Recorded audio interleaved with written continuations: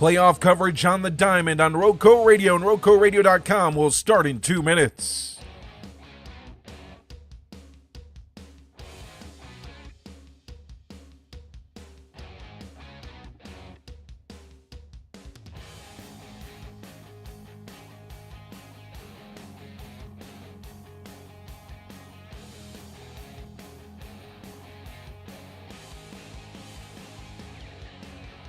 It's high school baseball and softball playoffs on Roco Radio. Your pregame show gets underway in 1 minute and 30 seconds.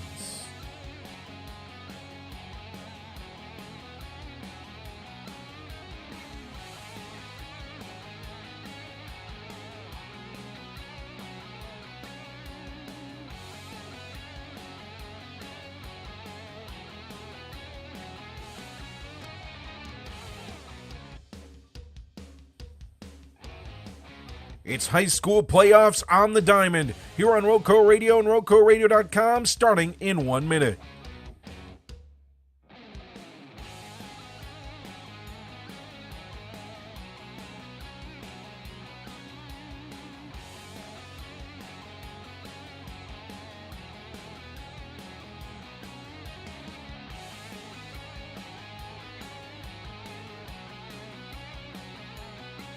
Your Roco Radio pregame show featuring your North Star Driving School keys to the game before first pitch will start in 30 seconds.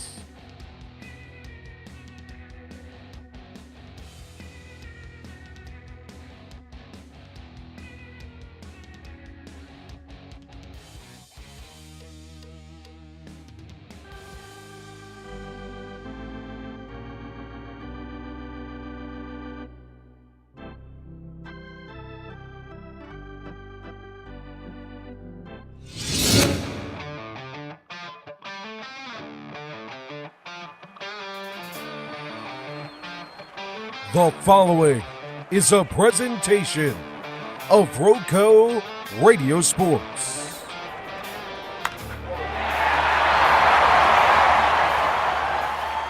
High school playoffs on the Diamond.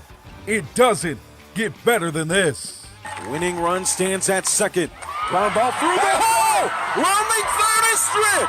Heading home, the throw in. No tag. She slides in. The hand touches home plate. Rock solid softball in 2025 is granted. The Cougars cement their legacy. State champions for the first time on the softball diamond in school history, in county history. Here's the 2-1 from Madden. That's hit high and full. Right field. Way back to the tree line for Cora Engel. Home run number 2 of the game. We are tied. We're not going anywhere. Opposite way through the hole at second base. Rounding third is Stritt. He's heading in home. Here's a throw in from Roberts. It's a bullet. The slide head first. He's safe under the tag of the catcher Kennedy. Strittmatter scores an RBI game winner. A walk-off for Nick Rumley. Now our attention shifts to 2026 and what's in store for a great playoffs on the Diamond, with several teams competing for a state championship.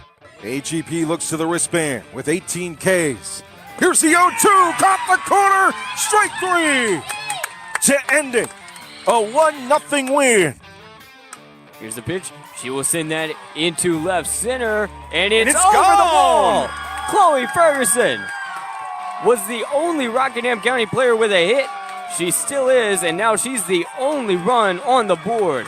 Ferguson with a solo shot home run. 2-0 pitch, high fly ball, deep center field.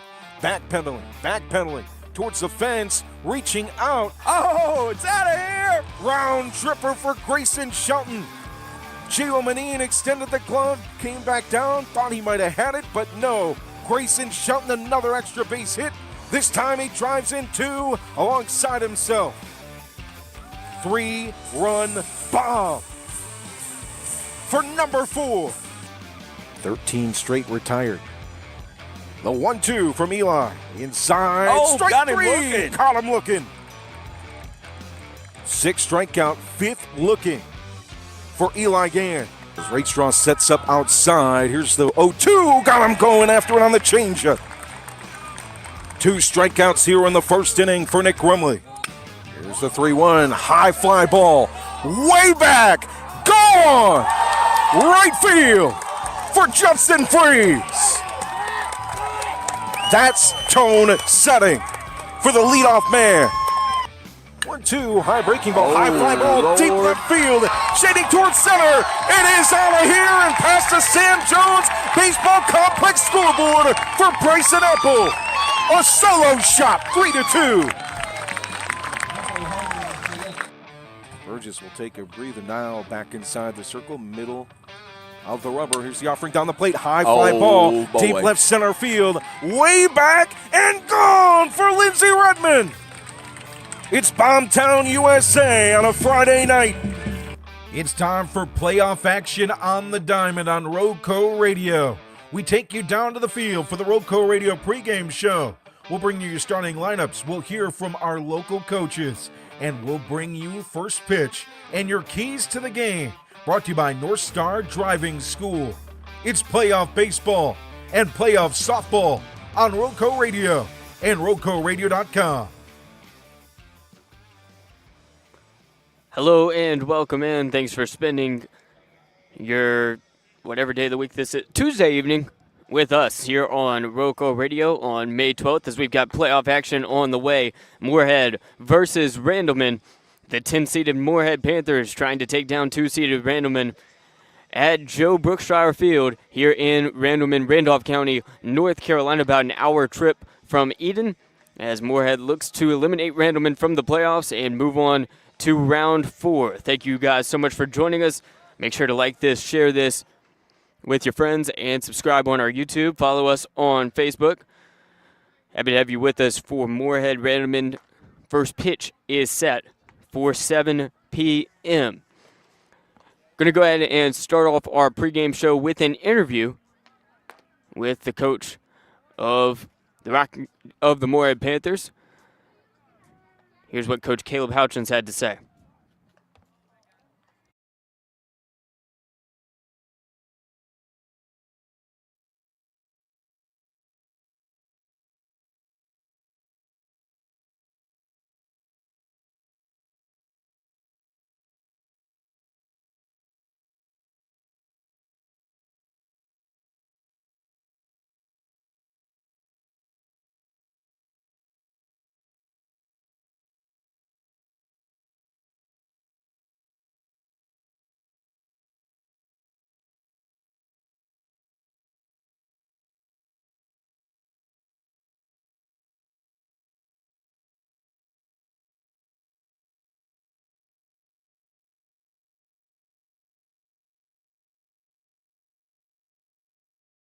Apologies, I don't think there was audio on that. Let me fix a setting on the microphone.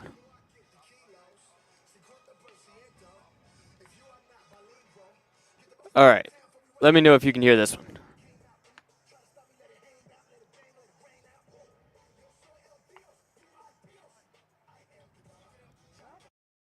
I'm Jay Ramey of Roco Radio here with Coach Caleb Houchins of the Morehead Panthers. Coach, big rivalry game. This team that you're about to play is 22-4 in the playoffs in this decade, the 2020s, and half of those losses have come to Morehead. What do you think of this rivalry? I think it's good for the sport. Coach Smith does a great job here at Randleman. They're always in the thick of things, winning championships, making deep postseason runs, winning state championships. When I took the job, that was one of the programs I looked to try to mimic Morehead after.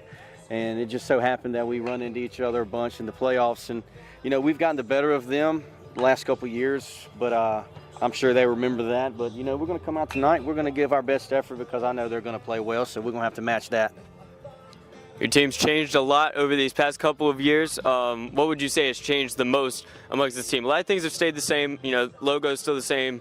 I think the Morehead brand is still the same, but what's different?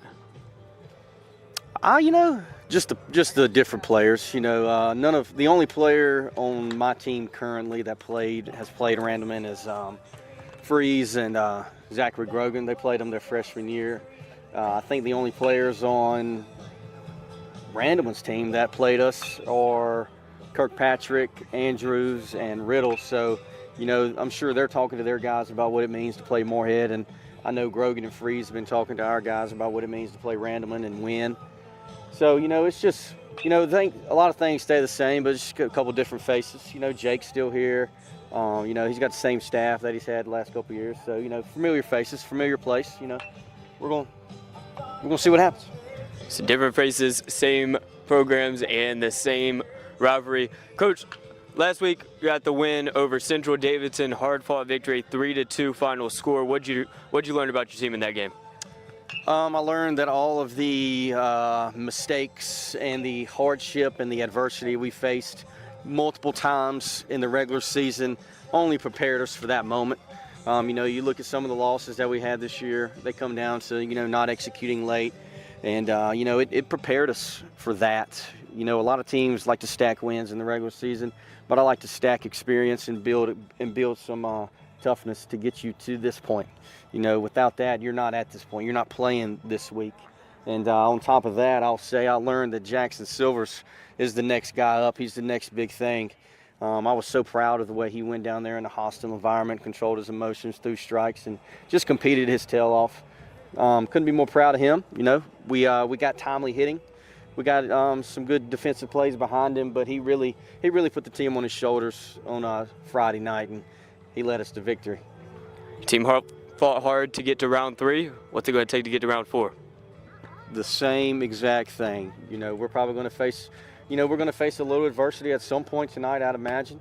You know, how are we going to respond to from that? Hopefully Zachary Grogan goes on the mound and does what he's done all year. You know, competes, throws strikes. They're going to put the ball in play, so we're going to have to make plays. We're going to have to be crisp defensively. We're going to have to be good when it comes to bunt coverages, when it comes to hitting the cutoff, doing all the little things that generate wins in the playoffs, because I know they're going to be prepared. They're going to do a good job of that, so we're going to have to make sure we do as well. It's Coach Caleb Houchins ahead of a huge playoff game. So that was Coach Caleb Houchins on this Roco Radio pregame show. Got to catch up with him. Now let's look at what Coach Jake Smith had to say for Randleman.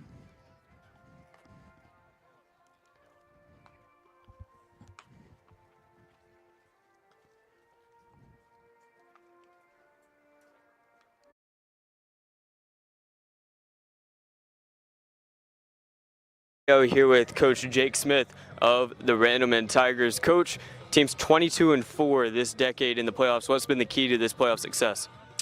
You know, guys, just being consistent. Starts in the off season, just really working hard, having a plan with everything, what they do. Everybody knowing their roles, and they know the expectations coming into each season. And guys really work to get back here every year. It's an exciting time for them. Your team's on a 7-game win streak. They've had 10-plus run wins in the past 6 games. What's went right during this streak?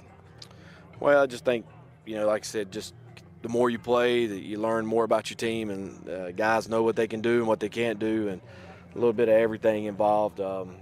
Everybody, hopefully we're kind of hitting their stride as we get into the final weeks here coming into the playoffs. But, yeah, I mean, guys are just really preparing and working to do the right things.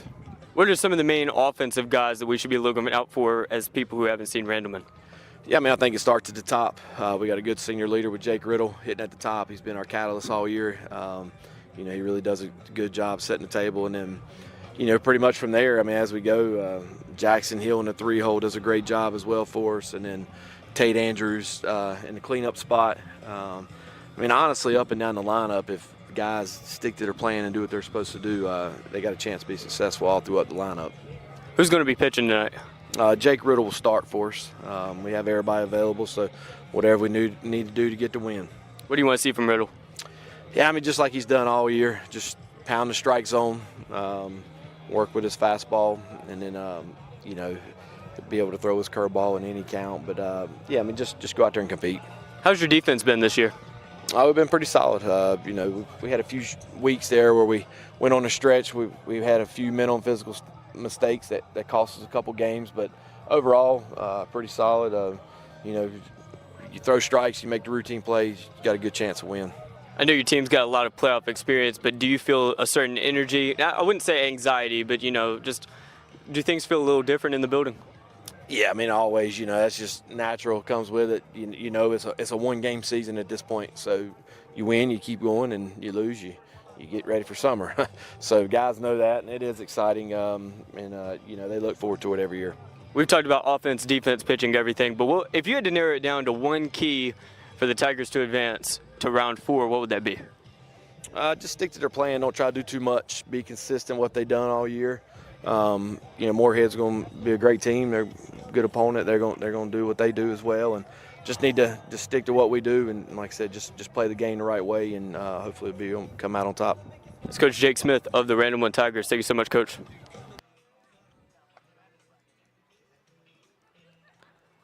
So looking up and down the lineups for Morehead, it'll be Judson Freese leading off.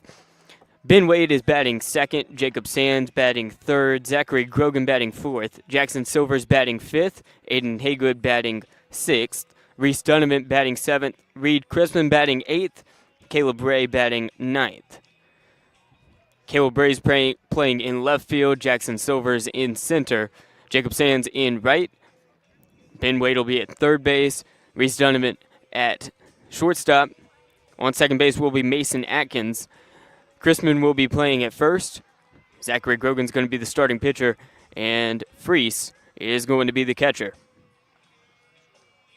For Randleman, Jake Riddle is going to be leading off. He's the pitcher. Ashton Poe bats second. Batting third will be Jackson Hill.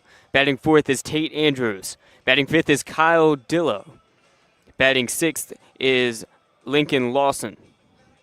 Batting seventh is John Kirkpatrick. Batting eighth is Gavin Vanover. And batting ninth is Carter Heath, who's DHing for the catcher Titan Burgess. Jake Riddle will be on the mound. Hill's going to be in left field, Kirkpatrick in center. Going to have Lincoln Lawson in right. Dillow's on first, Vanover on second. Poe is on short, and Andrews is going to be playing on third. Zachary Grogan pitching for Morehead, looking at his stats, 2.86 ERA, 6-3 on the year. He's pitched 49 innings, only given up 46 hits, 20 earned runs. He's given up 20 walks, 77 strikeouts this season, no doubles, no triples. Only extra base hit was a singular home run, and that's occurred over 200 at-bats. So Grogan pitching some great numbers this year, and if he can pitch like that this game, Morehead might be in round number 4 and stop Randleman from being in round number 4, which is a rare occurrence, according to the guys at Sports Tone. Randleman has made it to the 4th round every year since 2010, except for the year where Morehead beat them in the 3rd round. Mentioned it in the interview with Coach Houchins, but Randleman's 22-4 in the playoffs in this 2020s decade. Half of those playoff losses have come at the hands of Morehead. And one of those losses was in Game 2 of a 3-game series that they ended up winning. So 2 of the 3 times Randleman has not ended the season with championship gold, it's been because of Morehead. A 5-0 victory in the state quarterfinals in 2023. 14-seed Morehead pulling off the upset on 2-seed Randleman in the state quarters to end the Tigers' bid for a three-peat. Then they beat them again in 2024 with a 1-0 victory in the regional quarterfinals. The teams Randleman lost to this year are a combined 79 and 22. Randleman total is 21-4, had a 3-game losing streak to some really good teams. Only other loss came to Central Davidson, the team that Morehead beat 3-2 to make it to this round. That's one of their 2 common opponents, so Morehead beat them 3-2. Randleman beat Central Davidson twice and lost to them once. All of those games were 1-score games. They won 8-7 in extra innings.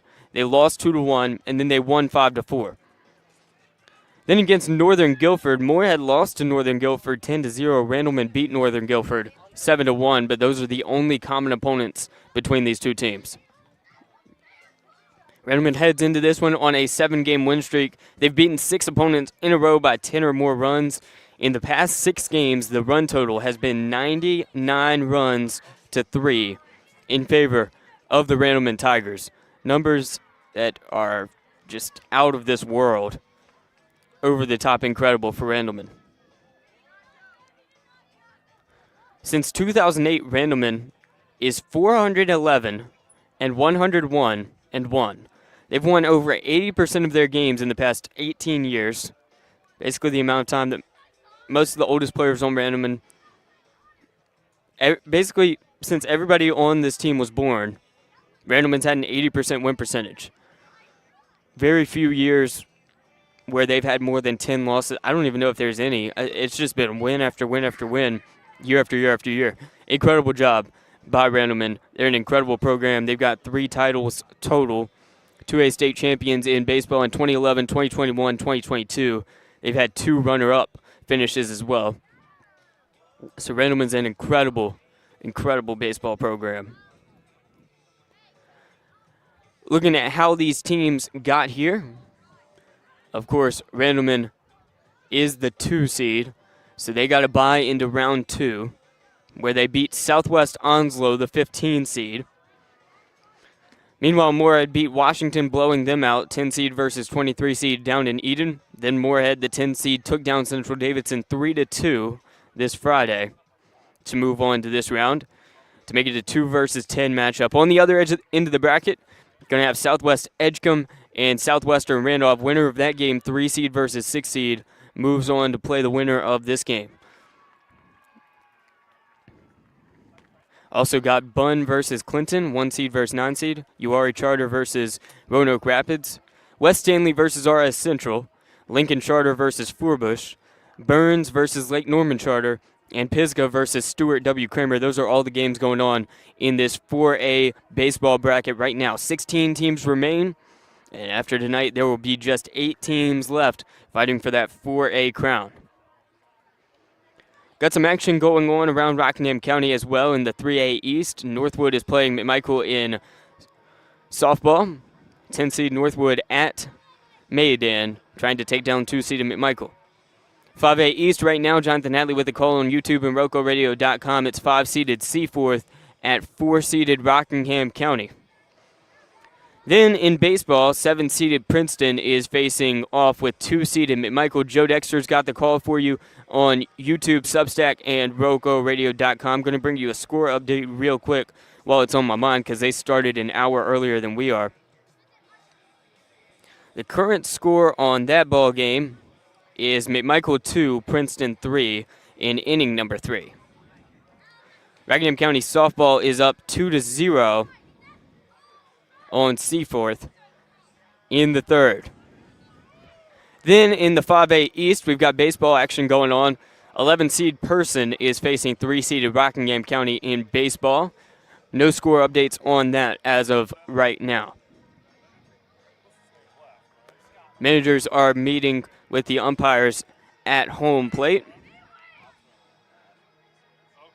I think now would be a good time to bring you North Star Driving School Keys to the Game. Tonight's Keys to the Game is brought to you by North Star Driving School in Reedsville, serving the Piedmont to the coast for over 10 years. North Star guides you 1 mile at a time by providing help for drivers of all ages. Beginner drivers can start their journeys with confidence and hands-on training for real-life driving situations. Refresher lessons are also available for those looking to brush up on skills and build confidence. Safety today, drive tomorrow with skills for life. Thanks to North Star Driving School, now offering Level 2 driving tests for teens.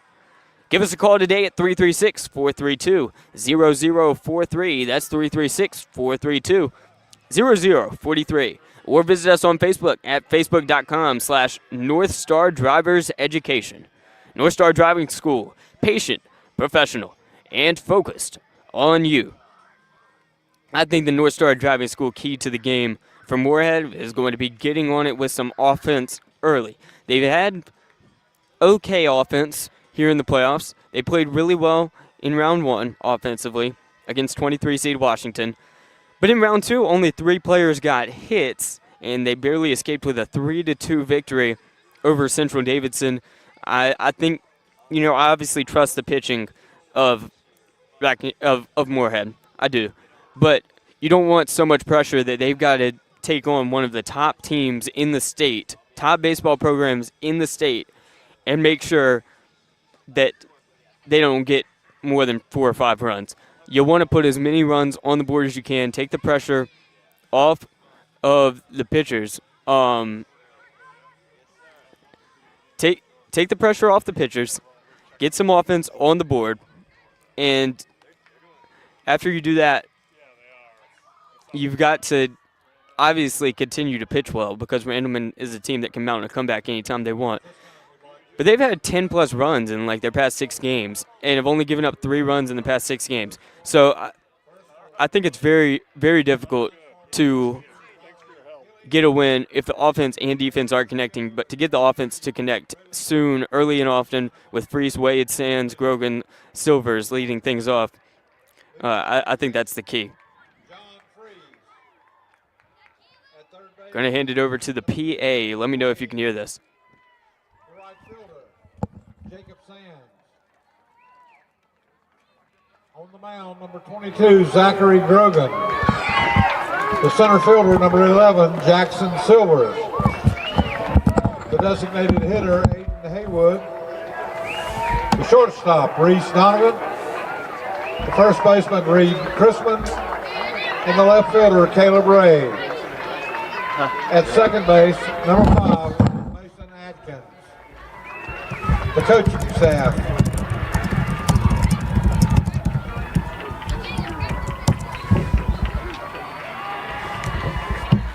Caleb Hutchins, the varsity head coach, and his assistants, Micah Chrisman, Randy Hutchins, and Derek Atkins. For the Tigers, the non-starters, number 4, Ryder Deacons. 16 is Easton Campbell. Number 9, Tyler Fortson. 13, Ricky Romano. 20, Brady Pierce. And 11, Eli Smith. The starting lineup for the Tigers, leading off and pitching. Number 1, Jake Riddle. The shortstop, number 7, Ashton Poe. In left field, number 5, Jackson Hill. At third base, number 14, Tate Andrews. At first base, number 18, Kyle Dillow. The right fielder, number 3, Lincoln Lawson. In center field, number 6, John Kirkpatrick. At second base, number 10, Gavin Vanover. The designated hitter, number 2, Carter Heath. And the catcher, number 15, Titan Burgess. The coaching staff, the head coach is Mr. Jake Smith. And his assistants, Barrett Davis, Matt White, Mark Leake, Sean Miller, and Sam Humboldt.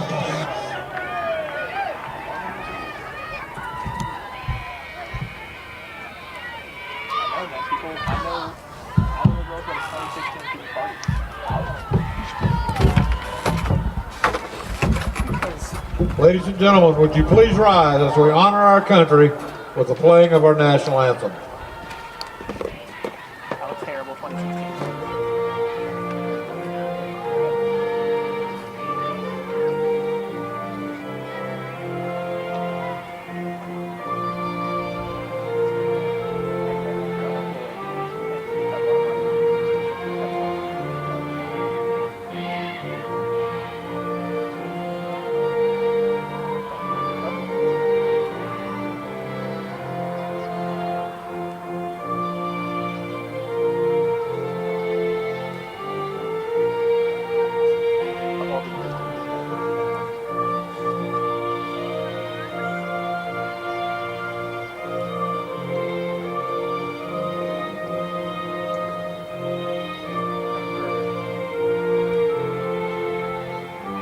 I used to talk to this girl, and I told her about the Tea Party.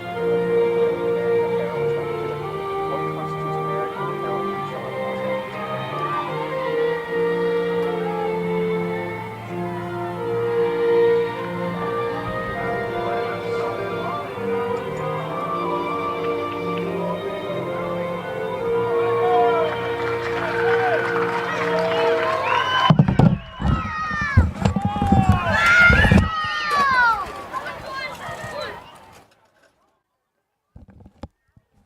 That's the national anthem as we get set for first pitch here on ROCO Radio.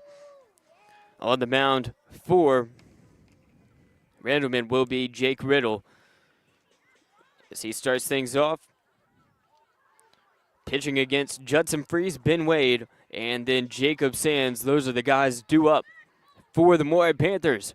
To start things off, playoff action on Roco Radio. Happy to have you along, whether you're on Facebook or YouTube. Make sure to give this a like and share this with your friends so they can keep up with the game live without traveling all the way to Randolph County.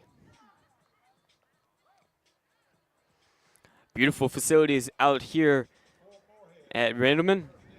Joe Brookshire Field, picturesque. So Jacob Sands gets set, Judson Freese rather gets set to lead things off for the Morehead Panthers. Freese comes into this one with the highest on-base percentage, the second highest slugging percentage on the team. Want to put him on the catcher to start this one off if you're a Panthers fan.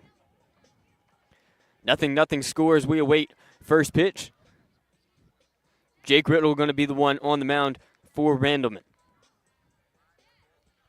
Randleman looking to avenge their 2 playoff losses to Morehead that came in 2023 and 2024. Spoiling their 3-peat bid in 2023 and then eliminating them again in 24. Heading up to the plate, Judson Freese, as we get started here on Roco Radio.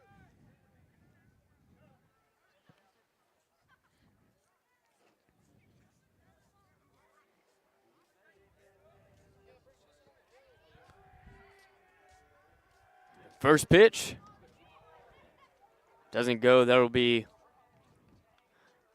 a strike. Called strike 1. An 0-1 count. Second pitch is going to miss, evening things up at 1-1 for Judson Freese. Freese at the plate, kicks his leg, doesn't go, 2-1.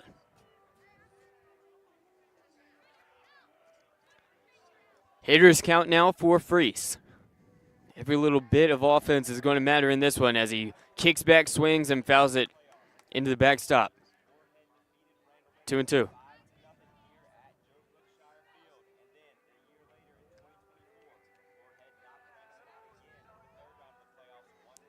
Here's Freese with the even count.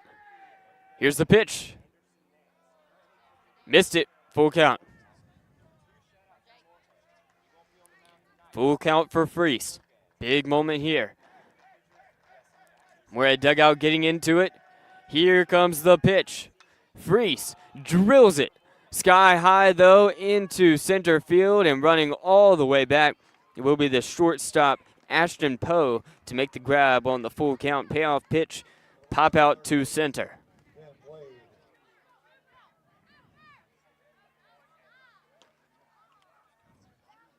Next up, it'll be Ben Wade. Here comes Wade to the plate.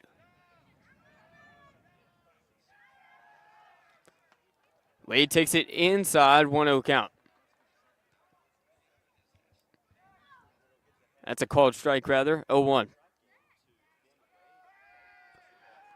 0-1 count. Wade sends it out over to short, and it is bobbled by the shortstop. Wade will reach on the error.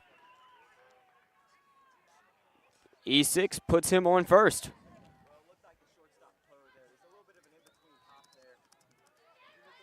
Bring up the right fielder, number 10, Jacob Sands. Jacob Sands up next with a runner on first. One man back in the dugout. We've got one out on the board here in the top of the first. 0-0 score between Randleman and Morehead as we have just gotten started here in Randleman. A pitch. That one is sent over towards second and into the outfield as we now have 2 runners on. He swings on the first pitch, connects, and singles to put Wade on second and Sands on first. Here comes Zachary Grogan up next. Number 22, the pitcher, Zach Grogan. Zachary Grogan, Mid-State Conference Player of the Year, will set in on the right side. Shakes the hand of the catcher, Burgess. 2 runners on. This is a big moment in the ball game. Chance to get on top early.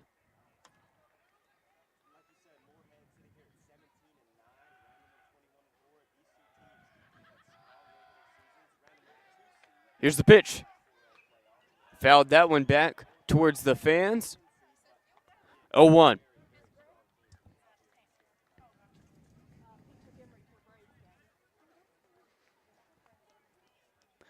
Grogan stays in on the right side.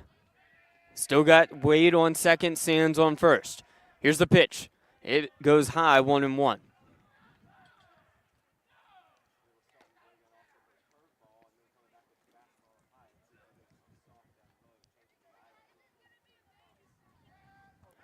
One count. Here comes the pitch.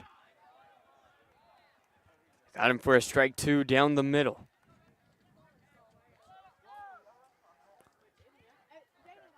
One ball, 2 strikes.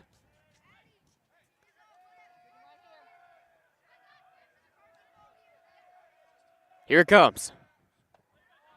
That one will go at the eye level of Zachary Grogan, or at the nose, to make it a 2-2 count.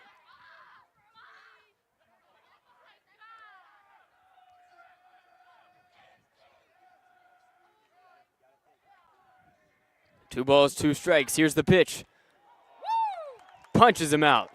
Zachary Grogan watches that one whiz by him to put 2 outs on the board. Now Jackson Silvers heads up to the plate. Number 11, center fielder, Jackson Silver. Jackson Silvers with hits in both of the playoff games they've participated in thus far. One right here would be timely. He's got Ben Wade on second, Jacob Sands on first. Here's the pitch. Fouls the first one off towards the third base side dugout. 0-1 count.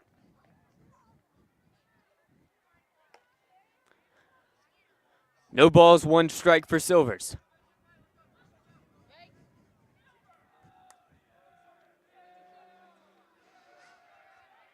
That one will go low, 1-1 count. Stopped by Burgess, so Wade stays put over at second base. Likewise does Jacob Sands at first.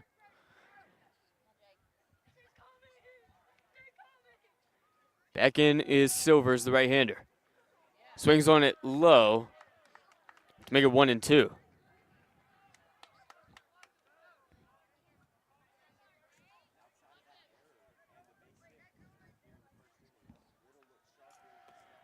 One ball, 2 strikes for Silvers. Here's the pitch. Bounces. Catcher is going to stand up, and now there's runners on second and third as it bounces off of Burgess and puts 2 runners in scoring position.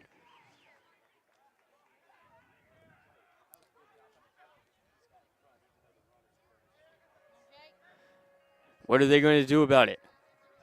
Got Wade on third. Sands on second. You don't want to leave these runners stranded. It's a 2-2 count for Silvers.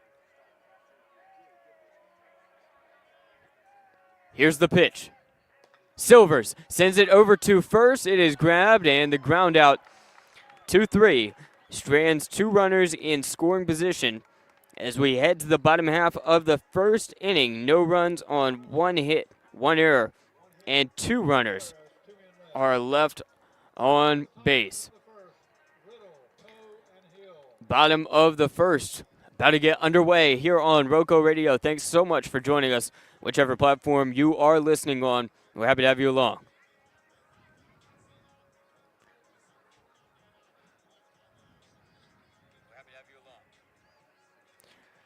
If you're interested in 7-seed Princeton at 2-seed McMichael in baseball, Joe Dexter's got the call for you on Roco Radio. 4th inning is underway. It's a 3-2 Princeton lead as Princeton looks to upset the blue-collar boys on their home field in Maydan. Meanwhile, Jonathan Hatley's got the call for you on Roco Radio's YouTube page and RocoRadio.com. Rockingham County currently leads Seaforth 4-1. Technical difficulties, so he is putting in the comments what is going on. Giving you live updates in the comments. But 4-1 lead for Rockingham County, the defending 3A state champions. In the comments on YouTube. So if you're interested in that, you can check that out. Wish we had score updates for you on our other teams, McMichael Softball and Rockingham County Baseball, but no word on that right now. If you have any word on that, you can put them in the comments on YouTube or Facebook, and we will read them out. So bottom of the first about to get underway. We'll see what Zachary Grogan does on the mound in his first inning of action. Here at Randleman, 2 runners stranded on second and third in the top half of the inning. Wade reached on an error with 1 out. Sands hit a single to put 2 runners on. Grogan struck out looking. And then Silvers, after 2 runners advanced to second and third on a pass ball, Silvers wasn't able to take advantage of it, grounding out over to first base where Dillo made the grab with his body, then put it in his glove and stepped on first base back. Here comes Jake Riddle to lead off the inning. Takes the first pitch high to make it a 1-0 count. A 1-0 count for Riddle with Ashton Poe in the on-deck circle. Riddle swings and sends it to short. Here's the throw. The 6-3 is good. What a play. What a throw by Donovan. Had to put some power behind that one, but he did. It was good. Now Ashton Poe heads up to the plate. The shortstop, number 7, Ashton Poe. Poe makes his way up to the plate. Poe takes it high, 1-0 count.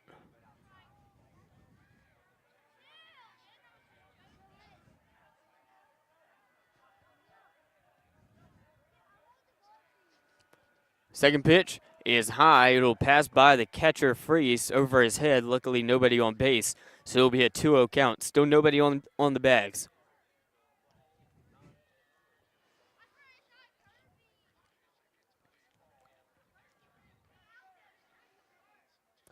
Two-0 count. That one will go low and outside, making it a 3-0 count for Poe. Zachary Grogan trying to avoid giving up the walk. A 4-pitch walk. Grogan gives up his 21st walk of the year as Poe will jog over to first.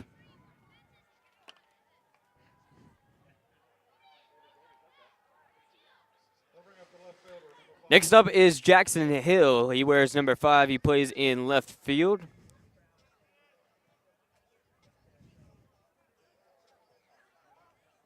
Here's the right-hander. He's got Ashton Poe over on first base, who was just walked. Here's the pitch. Takes the first one outside. It'll be an 0-1 count.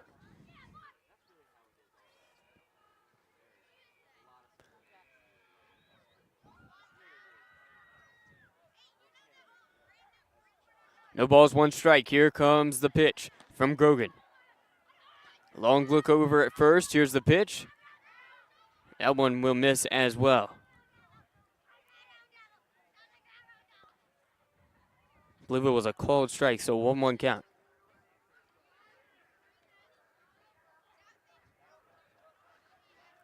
Grogan the pitch. That'll bounce past the catcher. Poe advances to second.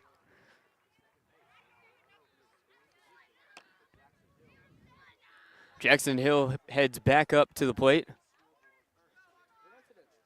2-1 count.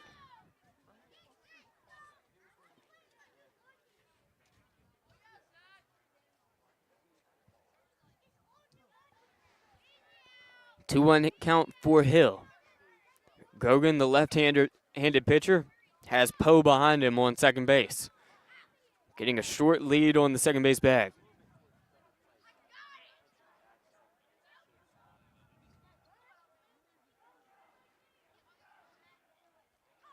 Grogan takes his time. Here it comes. That one is high as well. 3-1 count. Having trouble throwing strikes this inning.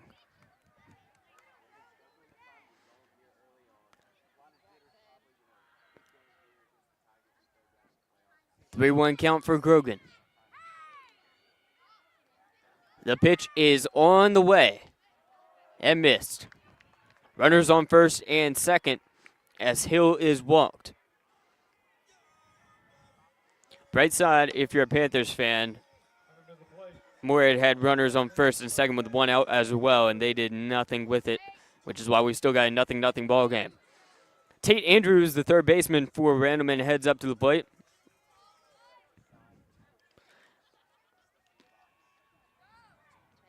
Andrews wears number 14.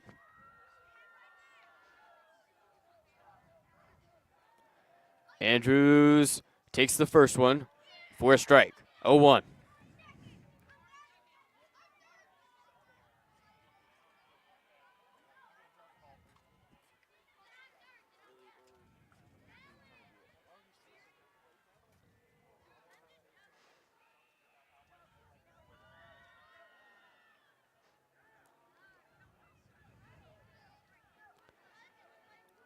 Runners on first and second. 0-1 count for Andrews at the plate after watching the first pitch sail by. Drills that one into left field. It's a base hit. Ray's going to have to make the throw. It's not going to stop him. That's an RBI single. And the first hit of the night for Randleman. Andrews sends it into left field to put Randleman on top 1-0 as Jackson Hill advances to second base. And Ashton Poe comes home and touches home plate to make it 1-0 in favor of Randleman.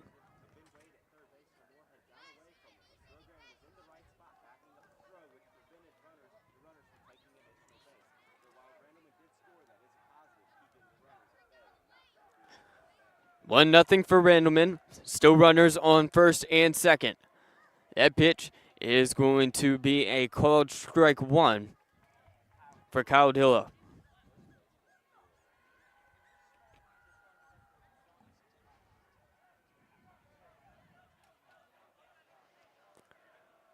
Second pitch, Dillo swings on it, sends it over to second, and unable to turn the double play on the E4. And then a throwing error. Not a throwing error, rather, but just failed to field it. He could have tagged him out and gotten the double play. Instead, the bases are loaded with still 1 out. That is going to hurt if you're a Morehead fan, if this ends up a loss. So bases are loaded. Hill's on third. Andrews is on second. Dillo's on first. Lincoln Lawson at the plate. Big moment in the ball game here. Bases loaded, 1-0 lead for Randleman. First pitch is low. Freese stops it. And by extension, he stops a run from coming in, because if that one rolls past him into the backstop, that is easily a 2-0 Randleman lead.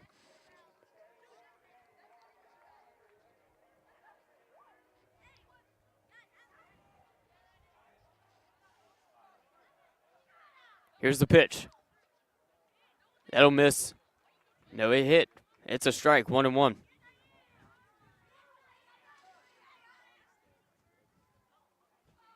Zachary Grogan, wearing number 22, is on the hill. Giving up 2 walks, a single, and there was a reached on an error. That one's going to go low. Another nice job by Freese making the grab, 2-1.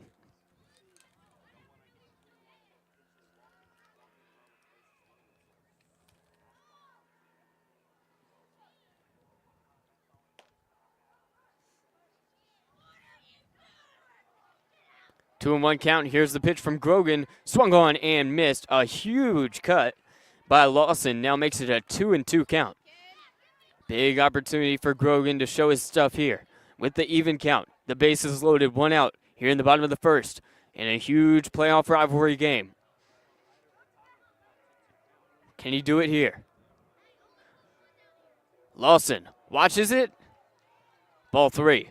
Now full count here. Payoff pitch coming up soon for Lincoln Lawson, the right fielder. Bases loaded, 1 out here in the bottom of the first. A 1-0 Randleman lead. It's on the way. Swung on and missed. A huge payoff pitch, strikeout. Lincoln Lawson strikes out for out number 2. John Kirkpatrick is going to be next up at the plate. Center fielder John Kirkpatrick. 2 outs now on the board. Bases are still loaded. They've still got Hill at third, Andrews at second, Dillo at first. That one is going to be a called strike one, 0-1 count, as Zachary Grogan's starting to feel himself. 2.86 ERA this season. Here's the pitch. Didn't make it, 1-1 count. And with 2 outs now, I mean, you got to force out at every base. Even if they put it in play, they're going to have to put it in a good spot to get out of this inning with more runs. 1-1 count. That one is drilled. Grogan makes the grab, the throw to first. He leaves the bases loaded with 1 out, and he strikes out a man, and then he gets the 1-3 to end the inning.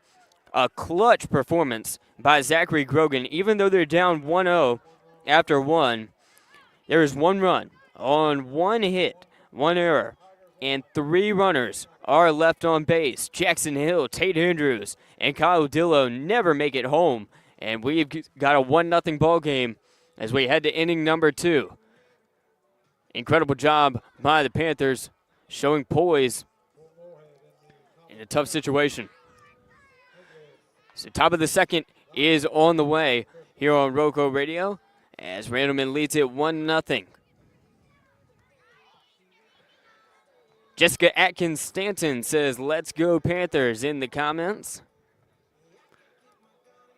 Got to be feeling hyped after that first inning performance. With how things started, it was much scarier. I mean, this was best case scenario. It was 1-0. A full, everybody on base, full bases. Hill on third, Andrews on second, Dillo on first, and only 1 out. Then there was a full count to Lawson, swung on it and missed for the swinging strikeout. Then John Kirkpatrick grounds out to Zachary Grogan, who's got to be feeling tough after that long first inning. Turns out good. Aiden Haygood is up at the plate to start off the second inning for the Morehead Panthers. They're going to try to get some offense of their own on the board. Haygood takes the first one for ball 1. 1-0 count for Haygood, who had a 3 RBI double in the first round of the playoffs. Haygood takes the second one for a strike, so now 1-1 to Haygood.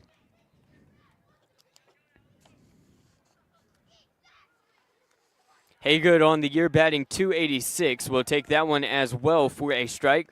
It's 1-2 to Haygood.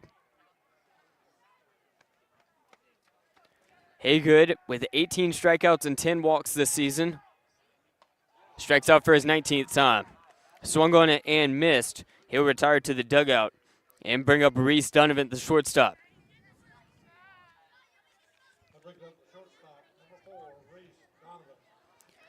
Reese Donovan heads up to the plate in his 100th plate attempt. Here's the right-hander. Wearing number 4, the pitch. Donovan swings on it and fouls it off into the trees where it, I think, bounced off a tree and went back into the fence.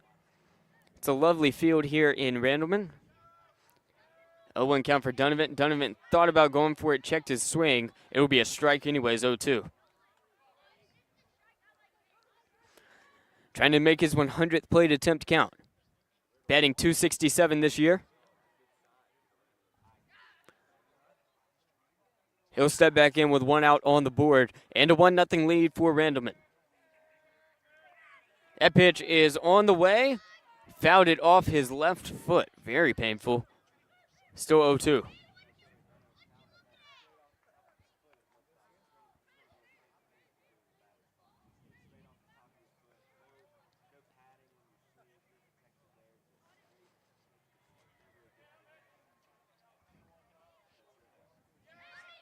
.2 count. Here's the pitch. That one is nailed into center field, and the catch is made. So Donovan was able to put it out into center field, but the fly out as Kirkpatrick makes the grab will bring up Reed Chrisman with 2 outs on the board. Reed Crispin heads up to the plate. He's been hit by a pitch 8 times this year, most on the team by far. I think second is 5. Crispin will foul the first one off toward the parking lot, 0-1 count.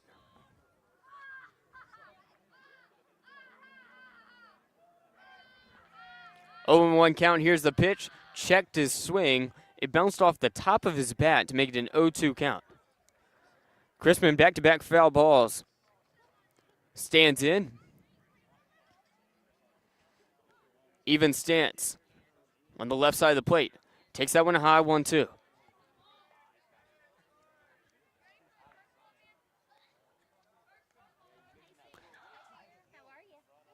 Crispin very tall.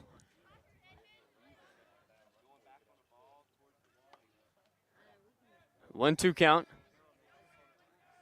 Here's the pitch. Crispin sends it over to short. Grab is made. Throw is made.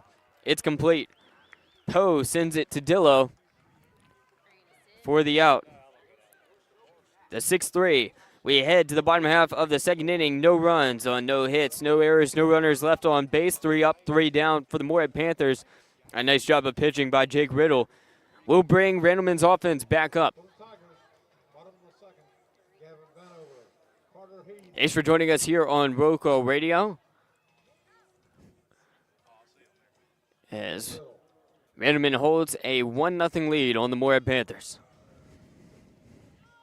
Zachary Grogan returning to the mound. First inning was precarious. Jake Riddle started things off by grounding out. But then Ashton Poe, Jackson Hill reached on walks. And with 2 runners on, Tate Andrews put an RBI single in the left field. Up 1-0. And with 2 runners on, Kyle Dillo reached on an ugly error to load the bases up. So with the bases loaded and 1 out, Zachary Grogan won a war of an at-bat against Lincoln Lawson. Lawson striking out. And then John Kirkpatrick grounds into a 1-3. So Grogan somehow able to survive a very rough inning. But he looked really good at the end of it. He was having trouble hitting the strike zone at the start, first few batters. But by the end, it looked like he was just in full command. We'll see if that carries over to the top half of the second inning, to the bottom half of the second inning. Gavin Vanover heads up to the plate wearing number 10. Not a cloud in the sky here in Randleman as that one is sent out to center field. On the run is Jackson Silvers, backtracking a few steps and making the grab. 1 pitch, 1 out. Fly out 2-8 brings up Carter Heath, who is designated hitter for Titan Burgess, the catcher.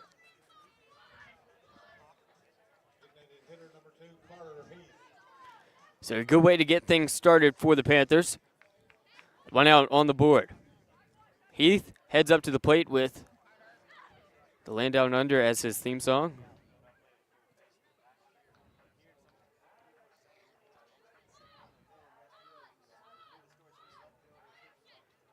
Here's the pitch. That'll go inside just below the numbers for ball 1.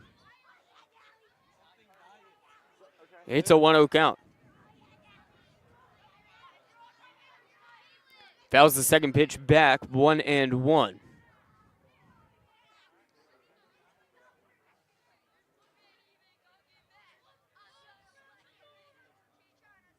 One ball, 1 strike for Carter Heath. Zachary Grogan pitches it. It'll be cut back, fouled towards the backstop, making it 1-2. Grogan struck out 1 batter in the first inning, bringing a strikeout total up to 78 on the year.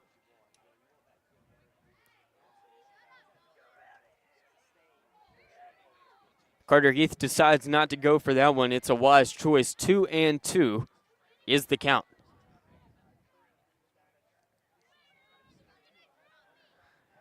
Grogan with the pitch. That one is going to be swung on low. Made contact with the bat to keep things going. It's 2-2.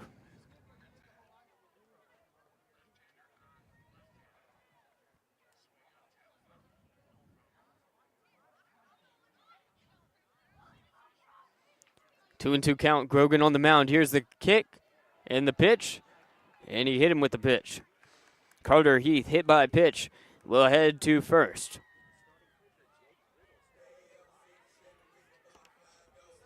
So Jake Riddle heads up to the plate 0 for 1 on the night after grounding into a 6-3. He's got a runner on first by the name of Carter Heath, the designated hitter, who was just hit by a pitch. And 1 out on the board thanks to Vanderveer's fly out to center on the first pitch of this inning. It's Riddle at the plate. First pitch is not a pitch. It was a pickoff attempt. Almost had him over at first. Grogan, the left-hander, has a good look at first every time there's a runner over there. Can't let that be a hindrance to him. Here's the pitch. Almost clipped him. Jumping back to avoid the second hit by pitch in a row is Riddle. 1-0 count.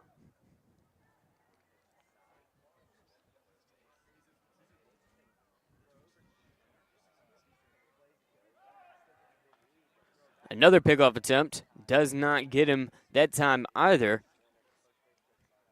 Heath's white jersey getting dirtier and dirtier with these tag-ups.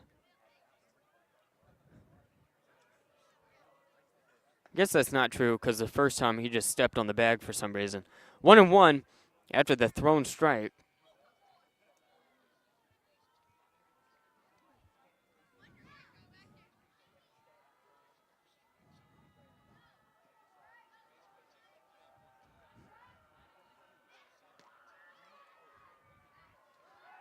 Another pickoff attempt, third time. He is safe that time as well. So Reed Chrisman getting a ton of practice catching the ball over on first. It's still 1-1. We've had more pickoff attempts than pitches in this very at-bat. That pitch is going to miss, making it 2-1 on the scoreboard. 2 balls, 1 strike with Carter Heath on first base and Jake Riddle at the plate.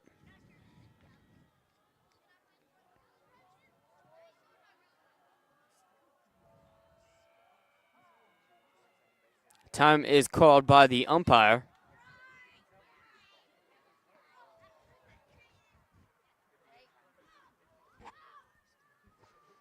Now stepping back in is number 1, Jake Riddle.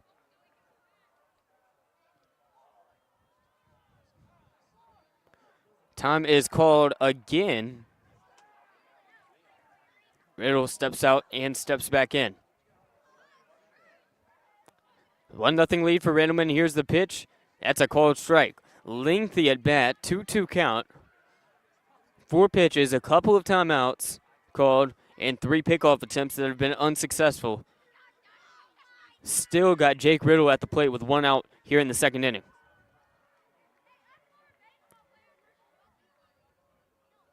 The pitch, pickoff attempt. Did he get him?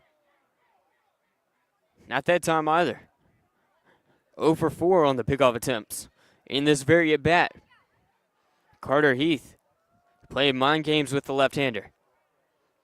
Grogan will pitch this time. It is sent into right field on the run. It's a base hit. It'll stay a single as Ray makes the grab. Keeps them on first and second.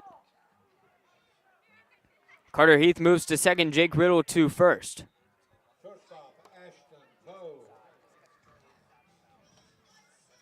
Ashton Poe's at the plate with runners on first and second. Ashton Poe represents the only run scored on the board.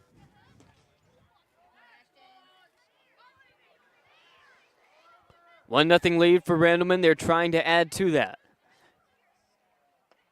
They left 3 runners on base in the first inning. You're going to try not to keep it the same way this inning. 0-1 on the count. Called strike on the first pitch. Poe has not swung at a single pitch this ball game. Had a 4-pitch walk in the first inning. Second one's going to miss as well. I don't know why I said as well because he had a strike on the first one. It's a 1-1 count.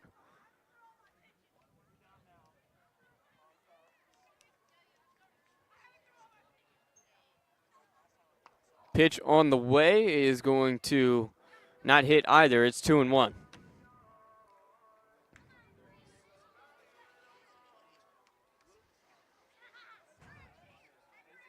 2-1 count for Ashton Poe.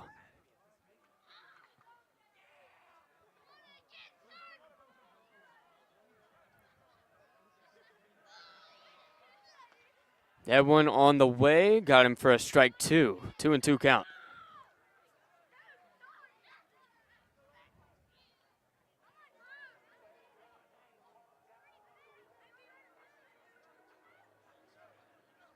Two balls, 2 strikes for Poe.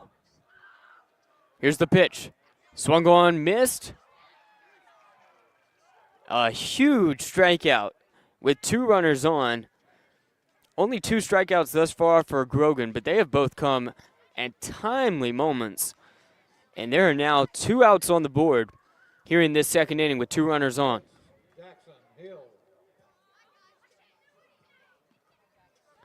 Jackson Hill is at the plate now. Reached third base, and unfortunately for him, he stayed there back in the first inning. Here's Hill, runners on first and second. Third base, the only one that's empty as he swings on it and misses.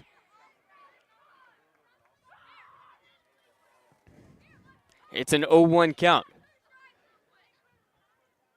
Grogan the lefty versus the righty Jackson Hill.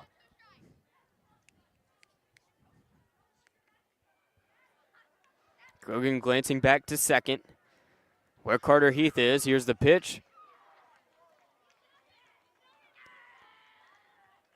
It will be a ball 1. 1-1 count as Freese has to throw off his mask. That one bounced. Great play by Freese, the catcher. Caleb Ray, Judson Freese, Ben Wade due up for the Panthers in the third inning if they can get out of this one here. 1-1 count.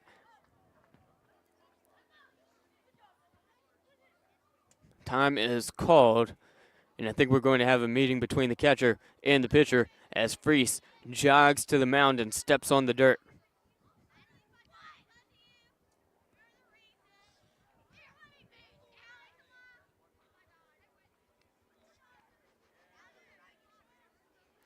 One ball, 1 strike, 2 outs, and third base is the only one that's empty for Randleman.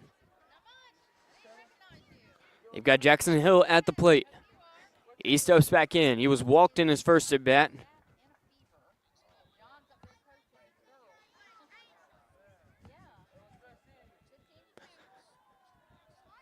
Grogan with the pitch. It's low, 2-1.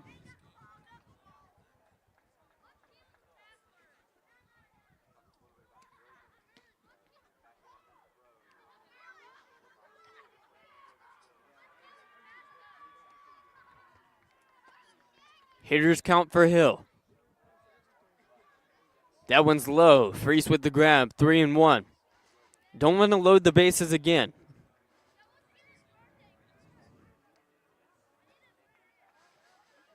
They kept the bases loaded last inning, but you certainly don't want to leave runners on base just for the sake of it.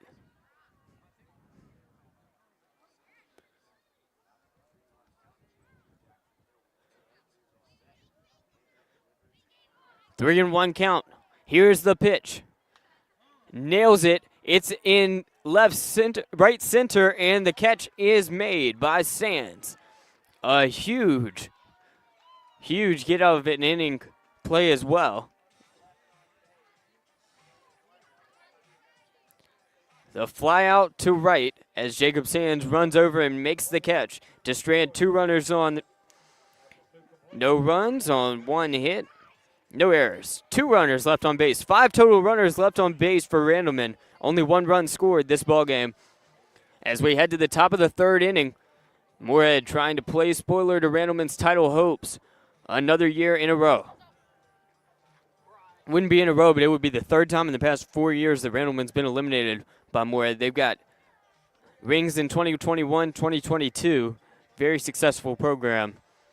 But Morehead has done some damage to them this decade. So it's Caleb Ray, Judson Freese, and Ben Wade due up. Got a big update on the out-of-town scoreboard. McMichael softball advances to round 4 with a 6-1 win over 10-seeded Northwood.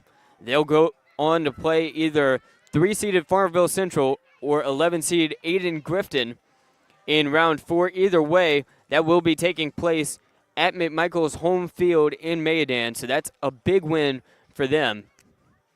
6-1. So they should be celebrating that one. Going to get an update. Got Joe Dexter with the call on YouTube and RocoRadio.com currently, if you want to listen into that, as 2-seed McMichael baseball takes on Princeton. They are down 2-3 to Princeton in the 6th inning. Here's the first pitch of the inning as it is fouled off by Caleb Ray, only player on the team yet to be at the plate, so he's there right now. Also, big update on the softball diamond as well. Rockingham County softball up 7-1 on Seaforth in the 5th inning. Jonathan Hatley's got you that on YouTube. Caleb Ray fouls off the second consecutive pitch. He started off this inning down 0-2 in the count. No update in the 5A East baseball playoffs between 3-seed Rockingham County and 11-seeded Person. That'll go high 1-2.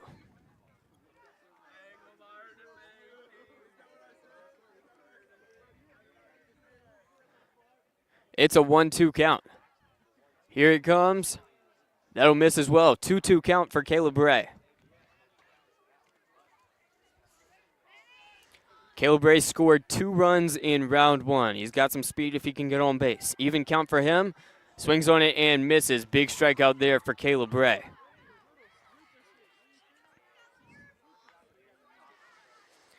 Third strikeout thrown by Jake Riddle in 2.1 innings pitched thus far. That'll bring up Judson Freeze to the plate, the leadoff hitter, who's 0 for 1 with a flyout to short. Shortstop Poe came running from shortstop into left center to make the catch.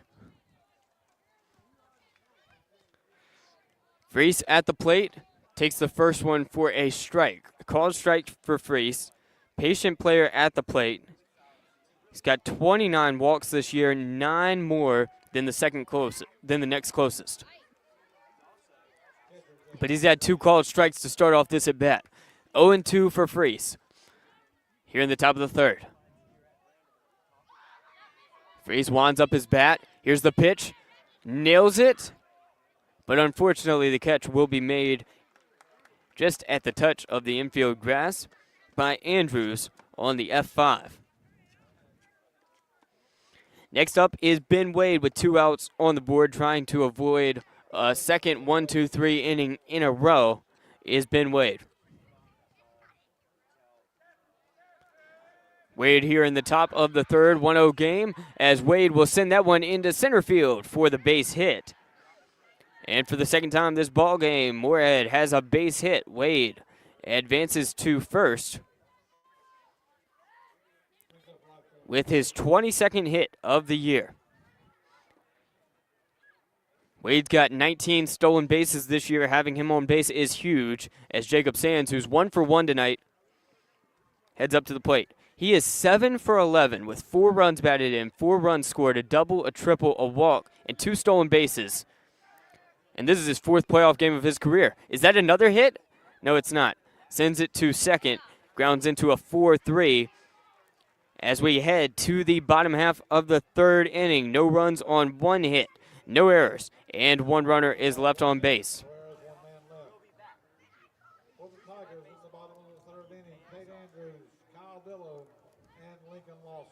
Bottom of the 3rd up next here on Roco Radio as Randleman leads it 1-0 over Morehead, and they look to extend their lead. Thanks for joining us on Roco Radio's YouTube or Facebook. Loving seeing these teams win here in Rockingham County.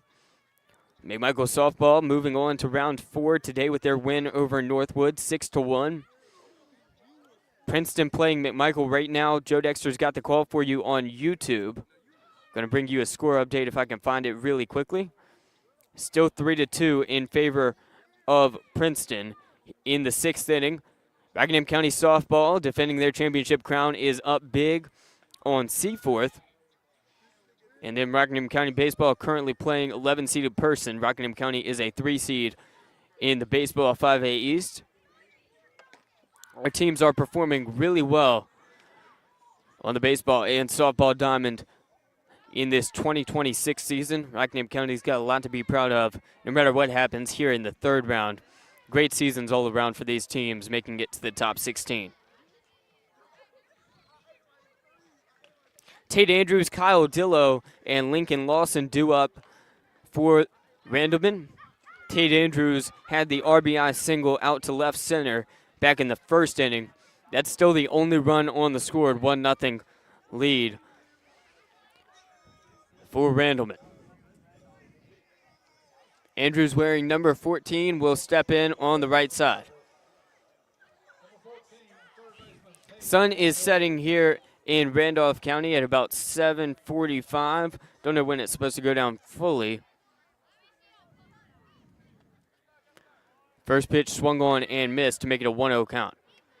Yeah, 66 degrees and sunny according to the iPhone weather app. 6-mile-per-hour winds, 10-mile-per-hour gusts. Not too bad as that one goes low, 1-1. 1 ball, 1 strike. Sun is supposed to set in about 31 minutes, but it's already ducked behind some trees. Things starting to feel pretty cold here. 1-1 count as that one's going to be popped up sky high, and the catch is going to be made by the pitcher. No, it's not. Grogan dropped it out of his glove. Right behind him was Reese Donovan. Donovan could have made the catch behind him on a crazy play, but just didn't see it. Took his eye off of it because he thought the catch would be made. So Andrews reaches on an error. Runner on first. Here's the pitch. Strike 1. So looks like Grogan's shaking that off pretty quickly. 0-1 count for Dillo. 0-1 count in an 0-1 game as Morehead is down 0-1 to Randleman. Second pitch is going to be a strike as well. Both of these are called strikes, 0-2.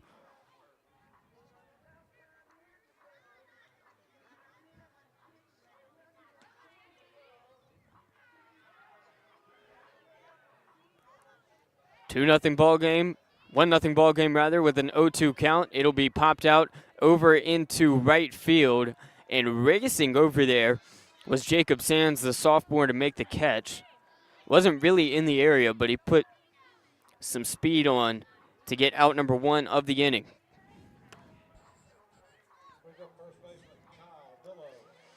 Last 2 outs have been flyouts to right. Here comes Lincoln Lawson to the plate.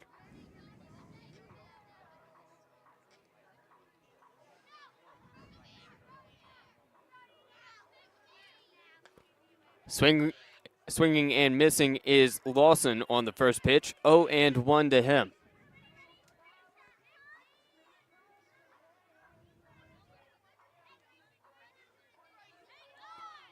Second pitch is swung on and missed as that one dropped. Now an 0-2 count.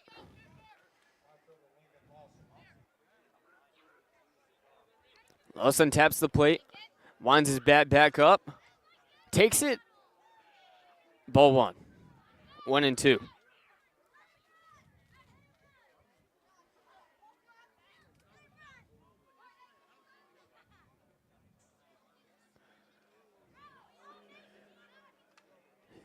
Fouls, clips that one off of home plate umpire, I think.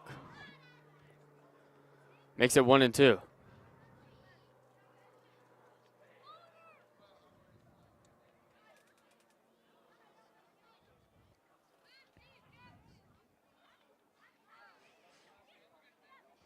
One ball and 2 strikes for Lincoln Lawson. Tate Andrews on first base after the E1 where it popped out of Zachary Grogan's glove on a 100 feet high pop-up. Big strikeout there. Swung on and missed by Lincoln Lawson, and that's his second strikeout of the evening. 3 strikeouts thrown thus far by Zachary Grogan as we're here in the bottom of the third. John Kirkpatrick comes up to the plate next, trying to keep the inning going with Tate Andrews on first and 2 outs on the board. Kirkpatrick grounded into a 1-3 to end the first inning and left 3 runners stranded.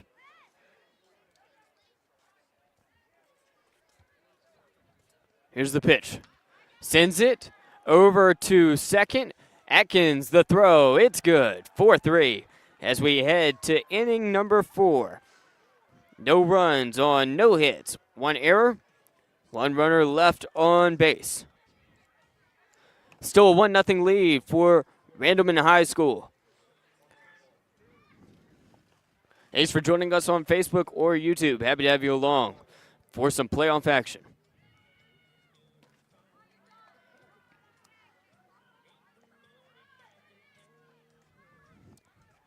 It's 2-seeded Randleman up 1-0 over 10-seed Morehead. Morehead looking to win their second road playoff game in a row after eliminating 7-seed Central Davidson this Friday. Central Davidson and Randleman played this year. Randleman won 2 of 3 games. Each game was a 1-run ball game, won 1 of them in extras, and then won 1 of them by 1 run and lost 1 by 1 run. Jessica Atkins Stanton cheering on Mason Atkins in the comments after his great 4-3 play to end the inning and send us to the 4th. It will be Zachary Grogan, Jackson Silvers, and Aiden Haygood due up for your Morehead Panthers here on Roco Radio as Morehead looks to get some offense going before the midway point of the ballgame. Zachary Grogan 1 for 2 with an RBI, a double, and a walk in that game at Central Davidson. Grogan, the lefty, takes the pitch. High, 1-0 count.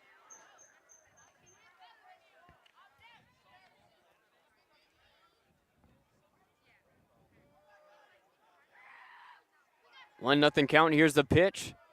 That's a bouncer, 2-0 to Grogan.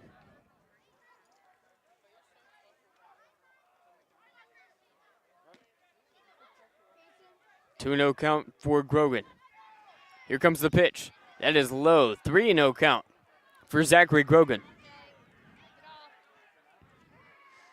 Grogan had a looking strikeout back in the first inning. Grogan is walked. Grogan takes the walk, and that'll be Grogan's 21st walk of the year as he jogs over to first base. Entered the game with 20 walks, pitched, and 20 walks as a hitter. He'll now get his 21st walk and jog over to first. Jackson Silvers heads up to the plate with a runner on first. This is the first time they've started an inning with a runner on first. Let's see what Silvers can make of it. Silvers takes that one for a strike 1. Morehead hasn't taken a swing this inning. Silvers here has had most of his stats move up in his sophomore year. Been a productive year for him, making that freshman to sophomore leap, and now it looks like Grogan is caught in a rundown and tagged out. Zachary Grogan caught stealing on the 1-3-4. So as soon as they put a runner on first with no outs, unfortunately he gets out and caught stealing. So now Jackson Silvers is going to have nobody on base for him. An 0-1 count. Silvers watches that one go by for an 0-2 count now.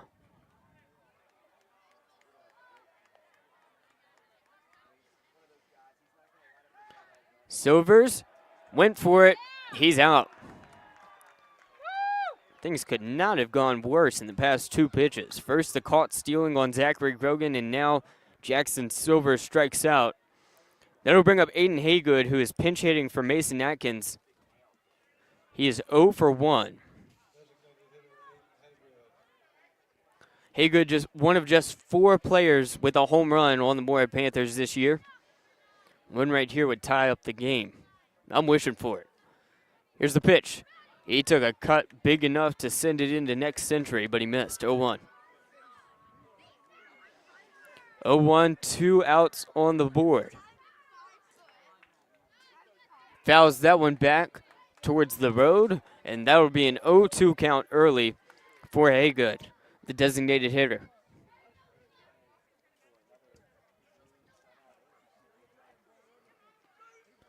Haygood steps back in.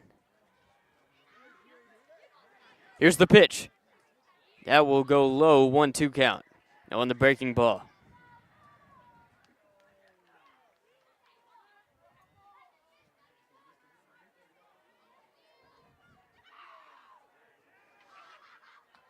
Haygood chopped that one foul as it sat in the dirt, keeping it a pitcher's count for Riddle. Only 2 hits total for the Morehead Panthers this ball game. They've reached base a total of 4 times. Swung on and missed. Haygood strikes out. A fantastic inning for Riddle. Sends us to the bottom half of the 4th inning. We are halfway gone here in Randleman. No runs, no hits, no errors, and no runners left on base as we head to the bottom of the 4th inning. A 1-0 lead for the Randleman Tigers.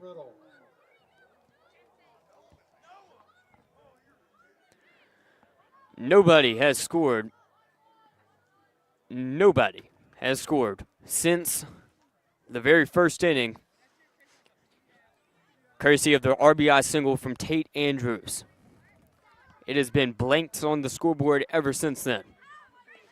Bottom of the 4th, Randleman going to try to add to that score. Winner of this one plays winner of 3 seed Southwest Edgecombe and 6 seed Southwestern Randolph. The rest of the east side of the bracket looks like this. It's 1 seed Bunn versus 9 seed Clinton, and then 4 seed Uwharrie Charter versus 12 seed Roanoke Rapids. So one of these 8 teams will be heading to the 4A state title matchup. Second baseman Gavin Vanover.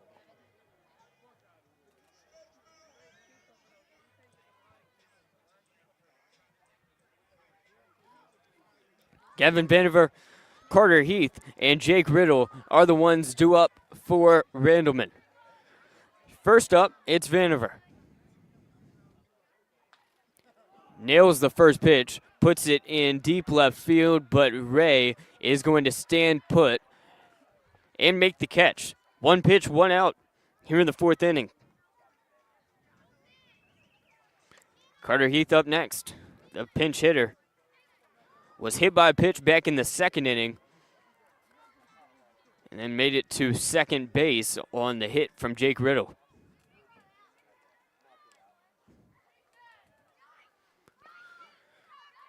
First pitch is going to be a strike, 0-1. 0-1 for Heath.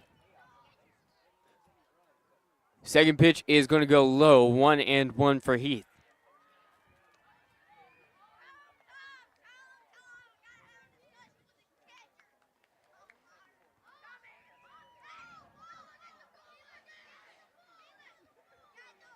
He's got a 1-1. He's going to foul it towards me. Oh, gosh. That nearly hit the computer, and I did nothing to protect it. Probably should have done something there. But it landed behind the table. Light flashed before my eyes. It was a lot of broadcasting, as there's now a 2-2 count.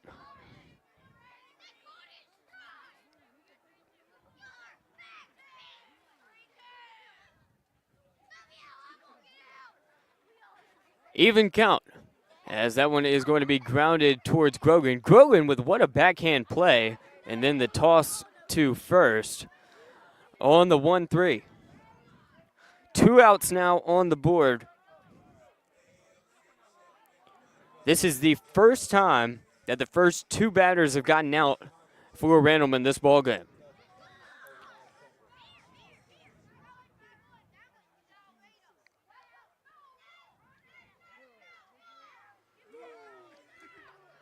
First pitch of this at-bat is going to miss, 1-0 count.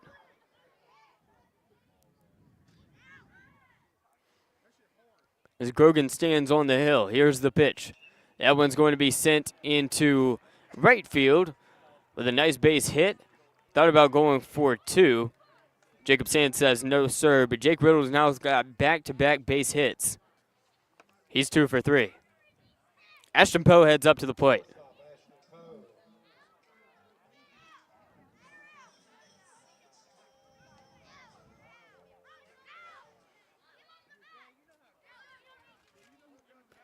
Runner on first. Here's the pitch. It'll bounce past. No, it won't. It hit him.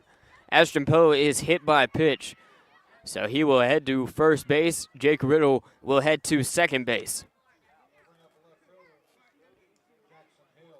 Jackson Hill heads up to the plate with 2 outs and 2 runners on. He reached on a walk in the first inning and then flew out to right in the second inning. Randleman's left a total of 6 runners on base in this ballgame, 3 innings through. There's going to be a meeting on the mound with Zach Grogan now, the entire infield, the catcher, and Caleb Houchins.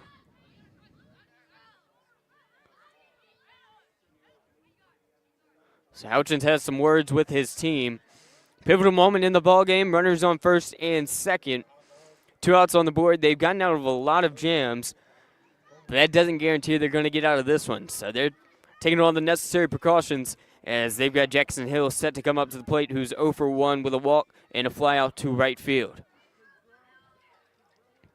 Grogan 6-3 heading into this one. 49 innings pitched, 46 hits, 20 earned runs, 20 walks, 77 strikeouts.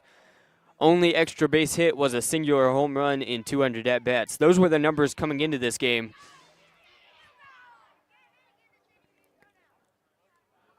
We'll see how they look after it. Grogan stays on the mound. Here's the big at-bat. Jackson Hill at the plate. The pitch. Takes the first one for a strike. Umpire throws out that right hand. It's an 0-1 count.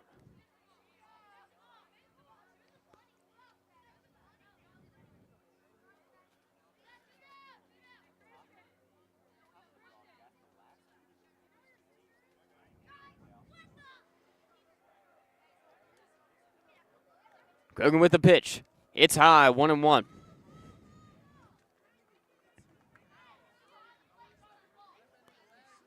Even count now in this huge at-bat for number 5. 1-1. Here it comes from Grogan. Nice framing job by Freeze, but doesn't fool the ump. 2-1.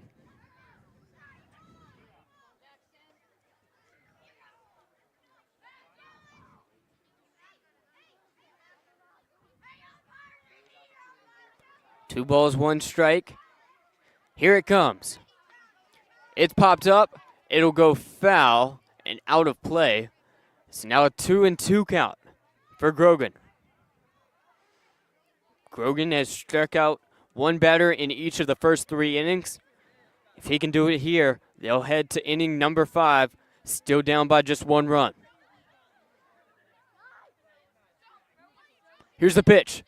Swings on it, sends it into center field. Rounding third, heading for home. The throw's in from Silvers, not on time. An RBI single from Jackson Hill puts Randleman on top. 2-0 now. Jake Riddle heads from second to third and from third to home. Ashton Poe makes it all the way to third base. Second base is the only one that's empty for Tate Andrews, who has an RBI single in this ballgame.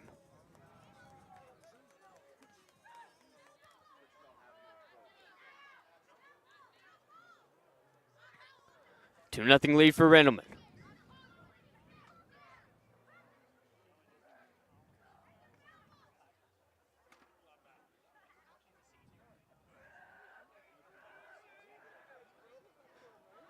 First pitch is low, 1-0 count.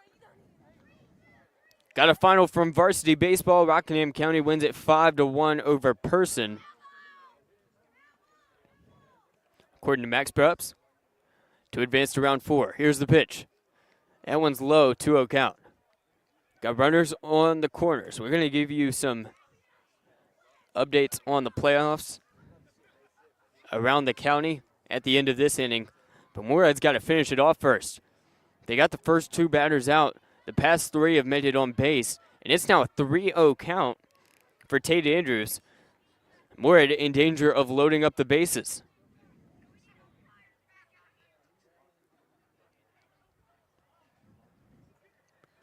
That one is a strike, 3-1.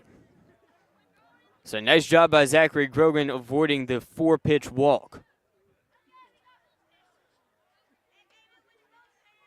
Gets him with a strike again. It went from 3-0 to a full count real quick for Tate Andrews. Big moment here for Grogan. Getting out of this only down 2-0 would be fantastic.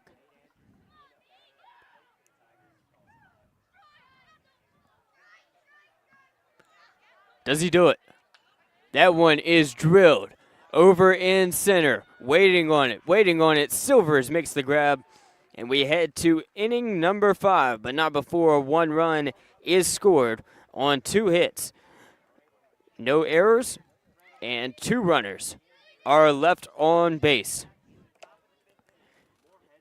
Inning number 5 on the way. Thanks for joining us here on ROCO Radio. Going to bring you some updates on the county scoreboard. So we've got 5 teams competing in the playoffs tonight. McMichael softball wins it 6-1 over 10-seed Northwood. They have punched their ticket to round 4. Rockingham County baseball wins it 5-1 over 11-seeded Person, 5-1. So they have punched their ticket to round 4 as well. Then checking out Princeton McMichael. Joe Dexter's on the call there. It is a 3-2 Princeton lead in the 7th inning. So if you want to check in on that, Joe Dexter's got the call for the Blue Collar Boys on YouTube. And Jonathan Hatley's got you covered as well in softball action. 4A softball round 3 is underway. It's the 7th and final inning. Rockingham County leads it 7-2 over Seaforth. And they are trying to finish the job down in Wentworth. So 2 teams have punched their ticket to round 3. We've got Princeton McMichael fighting for their life right now. Rockingham County softball trying to get the win currently, and they're up big. So it looks like 3 teams guaranteed, and then we've got McMichael down by just 1 run, but they've only got 1 inning to go. And then, of course, we've got Morehead giving us some stress here in Randleman as they are down 2-0 as we start off this 5th inning. Turn the attention back to the matter at hand. We've got Reese Donovan, Reed Chrisman, and Caleb Ray due up for the Panthers. Combined, they're 0 for 3. Donovan flew out to center. Reed Chrisman had the ground out, and then Caleb Ray struck out. Those were their at-bats. Reese Donovan at the plate. He's the shortstop. We'll see what he does. Takes the first one, 1-0 count. Reese Donovan tied for 4th in runs scored on the Panthers with 21 of them. Here's the pitch. Takes it outside, 2-0 count.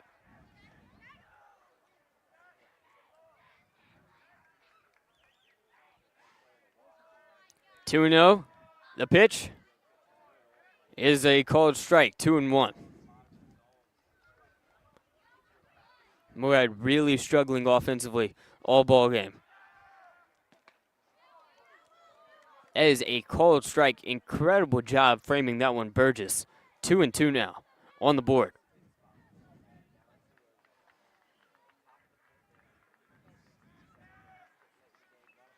That would be fouled back, keeping the at-bat alive. Barely made contact, but he did make contact, keeping things at 2-2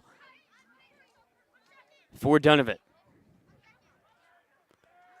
2 balls, 2 strikes. Here's the pitch. Donovan tried for it and swung on and missed it.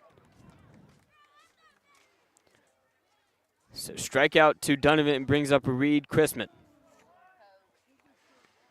Grounded into a 6-3 in his last at bat.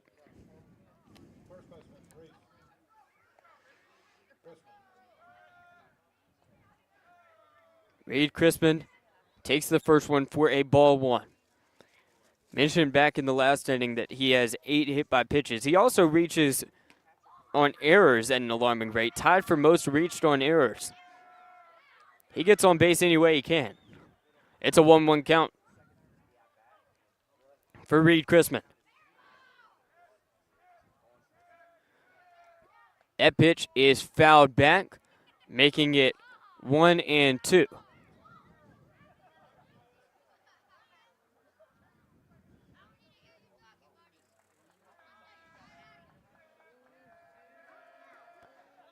Here it comes. Did he strike him out? No, he didn't. I think Burgess thought that he had struck him out, but it was a nice job, nice eye there from Chrisman. So 2-2. Here it comes. Chrisman swings on it and misses. Another strikeout. Jake Riddle wreaking havoc on this Morehead Panthers offense. Now comes Caleb Ray, trying not to be the 5th strikeout victim in a row. Ray has been hitless in the playoffs.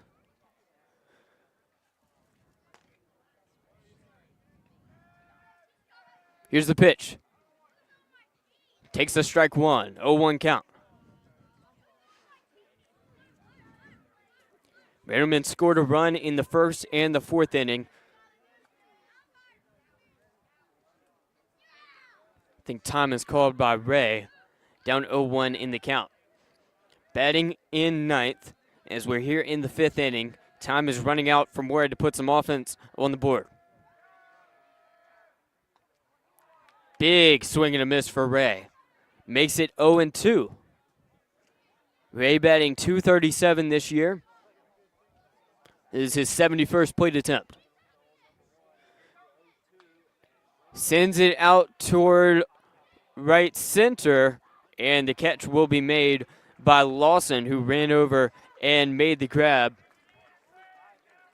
No runs, no hits, no errors, and no runners left on base. Morehead only has 2 hits this ball game. Meanwhile, Randleman leads it 2-0. Another inning where no offense gets on the board. Makes it 2-0 in favor of Randleman as we head to the bottom of the 5th inning. Thanks for joining us on Roco Radio. As Randleman looks to avenge 2 playoff losses in this decade to the Morehead Panthers. Got a scoreboard update. Rockingham County softball wins it 7-2 over Seaforth in 7 innings. And they will now move on in the 5A East playoffs with the win to play either Southeast Alamance or 8 seed CB Aycock.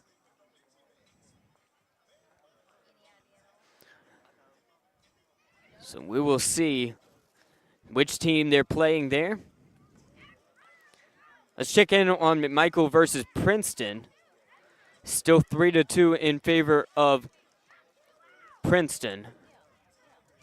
Joe Dexter's got the call. You can listen in right now on YouTube for the final of that game. Look, and I won't be mad if you go and listen to the final 2-3 outs of that game, or maybe a walk-off by McMichael, and then jump back over here. Currently, our teams are 3-0, but the 2 teams with their backs against the wall are currently playing. McMichael down to their last couple of outs. Down by just 1 run. And our Morehead Panthers here down 2-0 to Randleman. Randleman trying to add to that lead. Can never be comfortable with just a 2-0 lead as Kyle Dillo comes up to the plate here in the bottom of the 5th. First pitch is swung on and missed. It's an 0-1 count as Zachary Grogan sent that one low in the zone. Grogan in his 5th inning of work. There's only been 4 total hits given up this ball game as that one is fouled off. 4 total hits as third base coach will bare hand grab that one on the grounder. 0-2 count. But 4 hits given up by Zachary Grogan. He's been doing well. It's just been walks, hit by pitches, errors, weird plays that have made it to where they've had to strand 8 runners on base. 4 hits. Here it comes into left field, and it's a base hit tucked in the corner, and that'll be a double. Zachary Grogan gives up his first double of the season as Kyle Dillo gets his first hit of the ball game, and Dillo is now in scoring position for Lincoln Lawson, who's 0 for 2.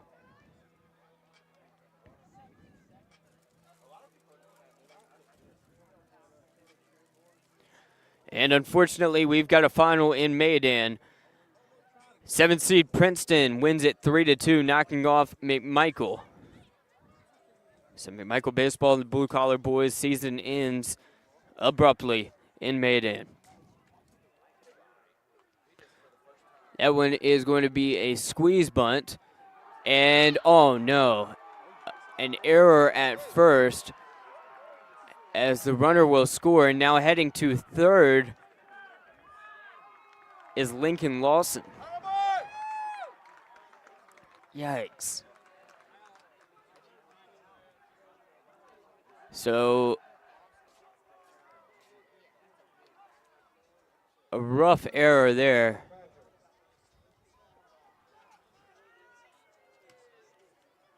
On the bunt attempt. It scored a run on the sacrifice RBI.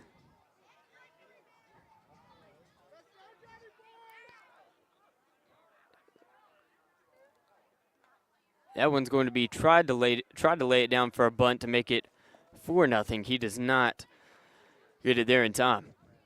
So 3-0 here in the bottom of the 5th, and no outs on the board. And this is when you don't want things to compound.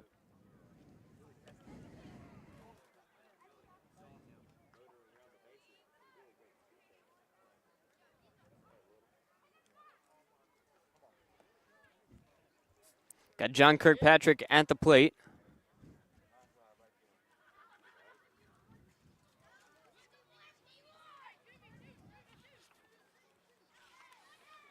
Fouls it back over the trees that are behind the backstop, 0-2.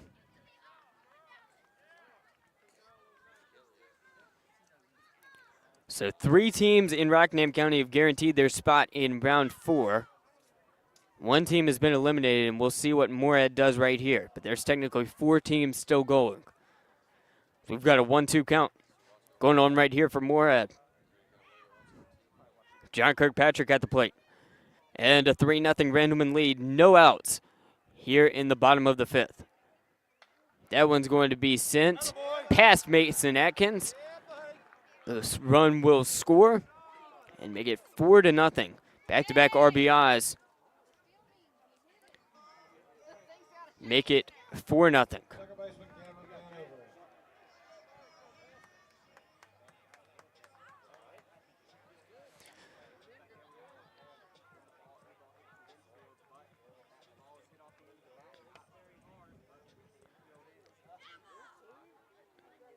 Southeast Alamance, the 1 seed in the 5A East softball playoffs, did win, so that will be Rockingham County's opponent. That one's going to be pulled back by Gavin Vanover.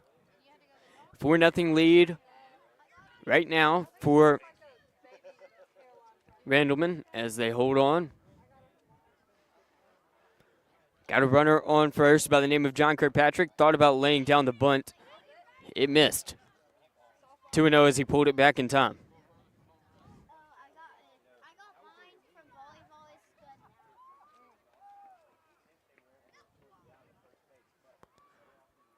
Two and 0 on the count. The pitch from Grogan lays down the bunt. Grab will be made by Grogan. He gets him out. Runner did advance on the bunt.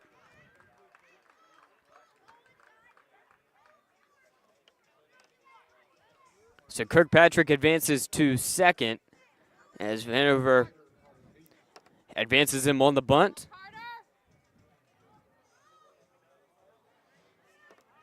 Carter Heath up next with 1 out and a 4-0 lead. Don't want to let this inning get out of hand if you're Morehead. Here's Grogan with the pitch. Nice placement, 0-1.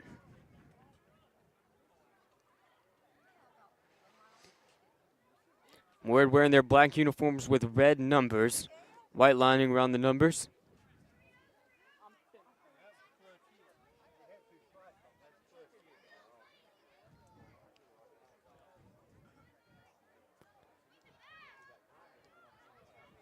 0-1 count as Grogan steps off the mound and Heath steps off the plate.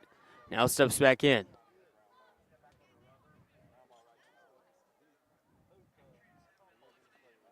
There's the pitch. It'll be ball 1, so 1-1 count.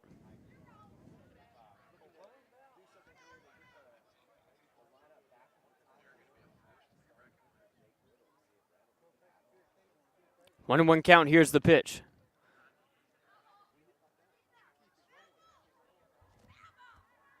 Zachary Grogan sends it.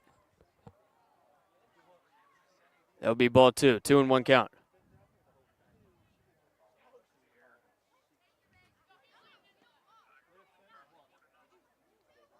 Two balls, one strike for Carter Heath. Was hit by a pitch in the second inning.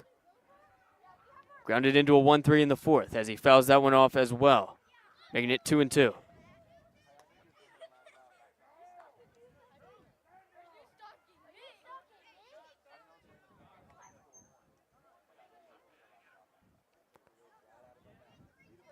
Two and two count.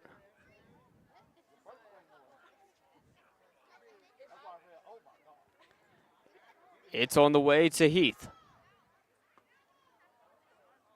Takes it for ball 3, full count.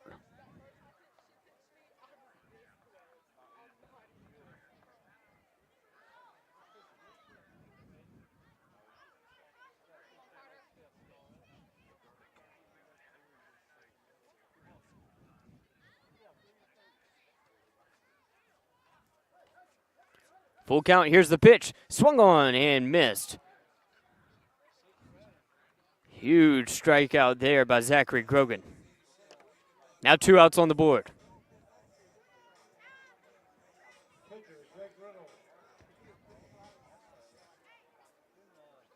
Now we've got a pitching change.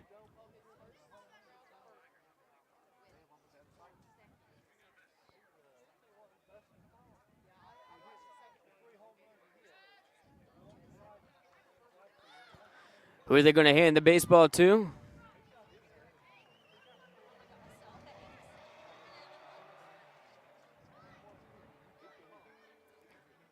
Still unclear who they're handing it to.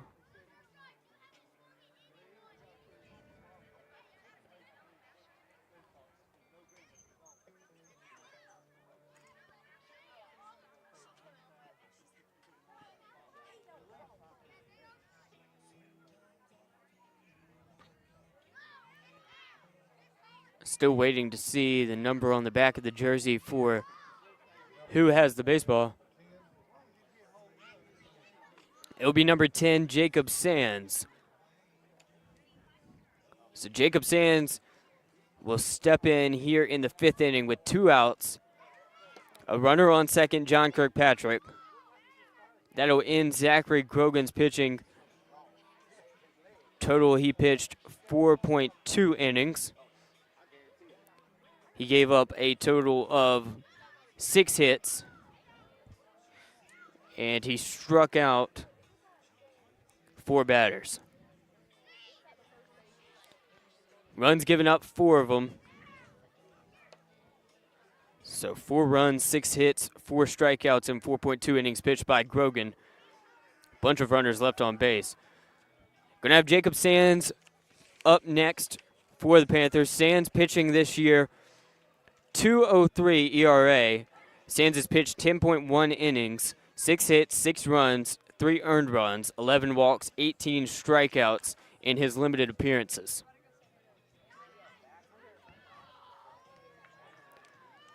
So we'll see what Sands gets done here in this 4-0 ball game here in the bottom of the 5th.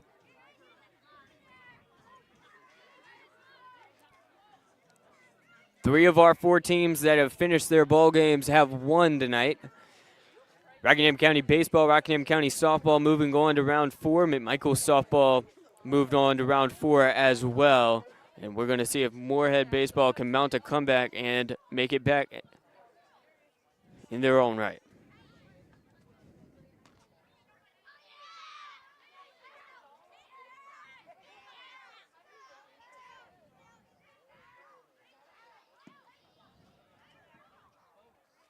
Thanks for joining us here on Roco Radio's Facebook or YouTube. Happy to have you along. As Morehead tries to come back from down 4-0, new pitcher on the mound, it's Jacob Sands as he warms up. Runner on second. 2 runs have been scored this inning by Randleman. Here in the bottom of the 5th, Morehead running out of time to get some offense going. But to get some offense going, they got to get out of this inning as Jake Riddle heads up to the plate.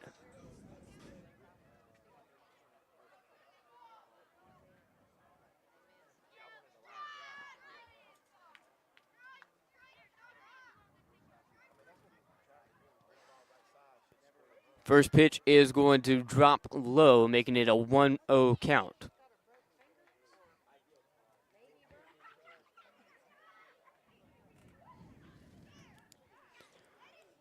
One-0 count as Jacob Sands' first pitch is a ball.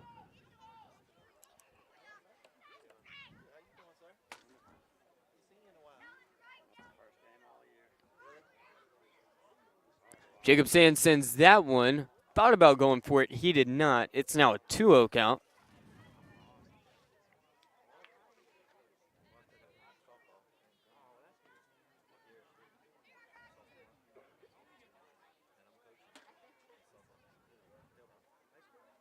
Two balls, no strikes. Did that one hit? It did. A strike one. 2-1 count. So Jacob Sands throws his first strike of the evening after coming in here after 4.2 innings pitched by Zachary Grogan.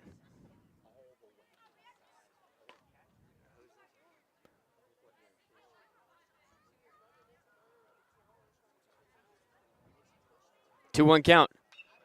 Nailed into deep center. And heading back about 5 steps into the wall before running into the wall is Silvers with a fly out to center. So after 5 complete innings, it's still a 4-0 lead for Randleman. 2 runs scored on 2 hits, 1 error, and 1 runner is left on base. Thanks for joining us here on Roco Radio as we head to the 6th inning. And back to the top of the lineup, Judson Freese, Ben Wade, and Jacob Sands due up for the Morehead Panthers. They've got 2 innings left of their season if they don't get some offense rolling.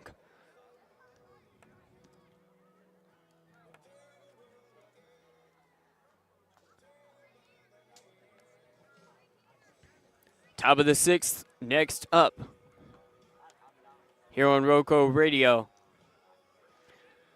Looking at the bracket thus far in the 4A baseball, Bunn leads Clinton 3-2. The 1 seed versus the 9 seed. They did win. They won 3-2. Still waiting on Roanoke Rapids and Uwharrie Charter.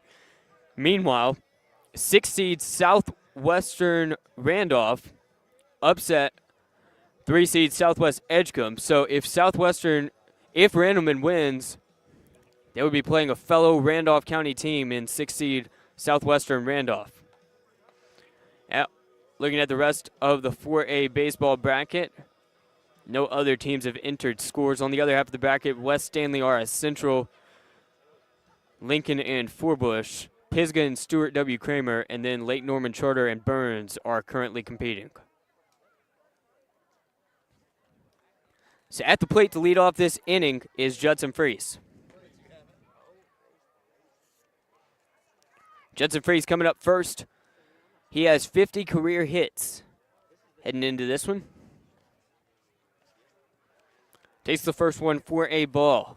Gotta string together some offense here. Takes the second one for a strike. 1-1.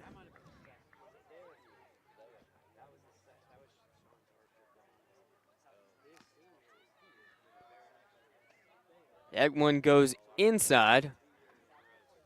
There will be a called strike. 1-2 to Freese. Freese is 0 for 2 this evening. Almost went for it. Kept his bat back. 2-2 on the count for Freese.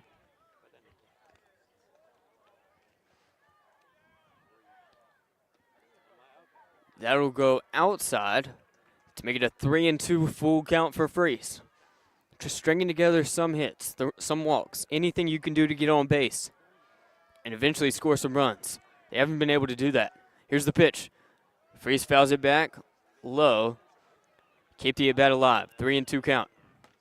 Randleman looking for sweet revenge after Morehead beat them 5-0 in 2023 to ruin their three-peat bid, and beat them again 1-0 in 2024 to end their streak of fourth-round appearances. That one is drilled out to left field, but unfortunately the catch is made by Hill. So a nice bat on it by Freese, but another pop-out for him. He flew out to short, flew out to third, and is now flown out to left. So 5, 6, and 7 positions have made catches on him. Ben Wade heads up to the plate with nobody on base. Ben Wade has reached base twice, first on an error, then on a single.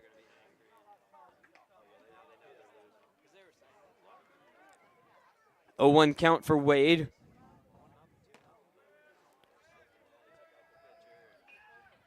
Wade will swing on that one, sends it over to third. Here's the 5-3. It's good. 2 outs on the board. 4 outs left on the season for Morehead as Jacob Sands heads up to the plate. Started the night in right field. He's now the pitcher.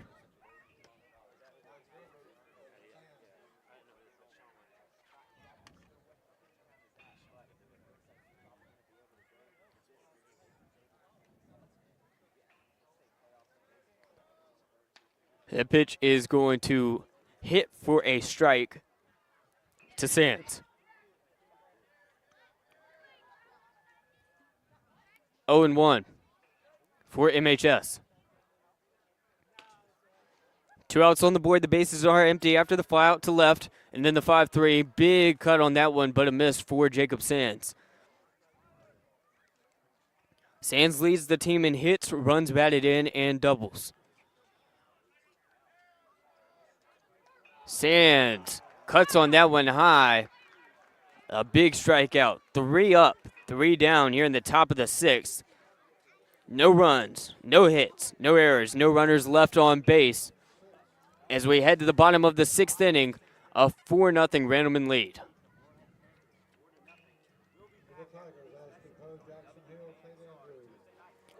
This is not good for the Panthers. They got to get out of the bottom of the 6th inning where Ashton Poe, Jackson Hill, and Tate Andrews are due up. And then they got to get some offense going in the 7th, which they've been unable to do all ball game. Their last hit came in the 3rd inning. They've got 2 hits all game long. 3 runners have been left on base. They haven't scored any runs.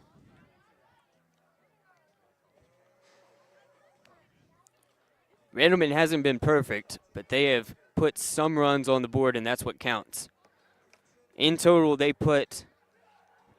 left 9 runners on base. So this certainly could be worse for Morehead, but down 4-0, just got to get something going. 17-9 this season, heck of a season for them. They're running into a juggernaut in Randleman. The teams Randleman lost to this year combined 79-22. Randleman 21-4 this season. They've dominated their last 6 opponents, winning by 10 or more runs. The past 6 games, the run total has been 99-3 for the Randleman Tigers.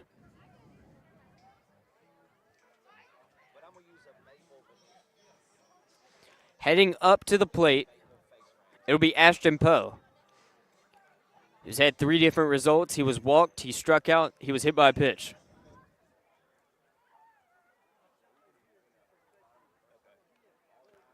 First one is going to go low, a 1-0 count as Jacob Sands returns to the mound. Came in to end the 5th inning. So 0.1 innings pitched thus far for Sands.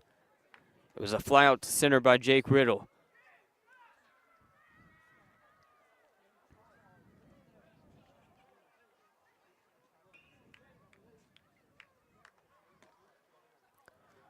It's a 2-0 count.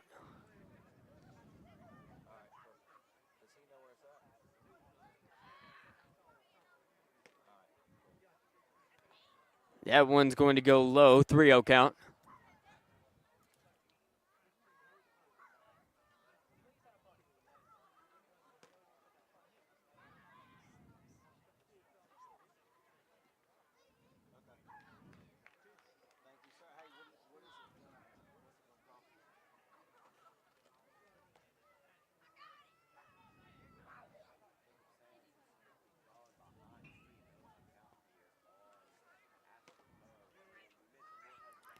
Sands taking his time as Poe stands in, patient at the plate, was walked in the first inning, eventually scored a run. Here's the pitch from Sands. Walked him. 4-pitch walk as Ashton Poe jogs to first base. That's his second 4-pitch walk of the evening. Jackson Hill up next at the plate. He's the left fielder. He's got a runner on first. Second and third are empty.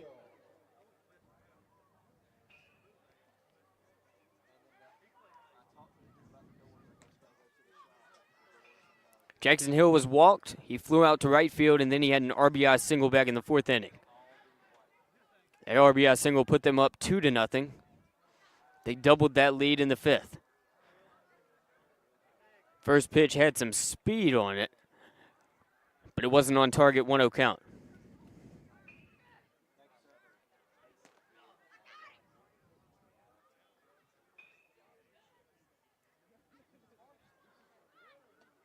One 0 count as that one goes low, 2-0 count.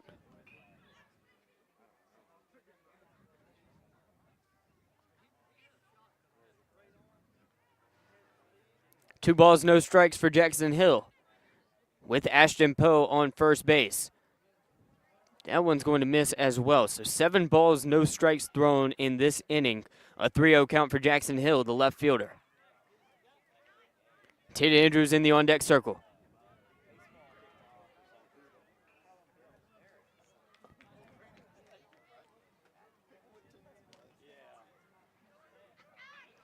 That one will walk him. So 2 4-pitch walks.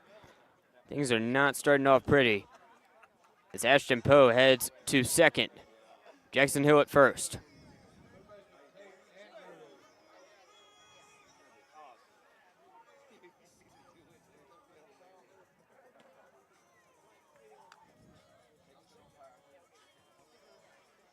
Runners on first and second. Melita Hatley has joined us in the comments. How you doing, Melita? No outs on the board for Tate Andrews, who comes up to the plate with 2 runners on. Takes the first pitch. It's a ball 1, 1-0 count.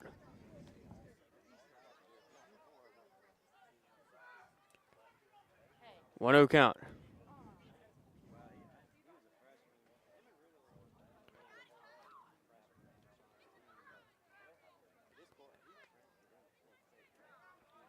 Finally hits for a strike.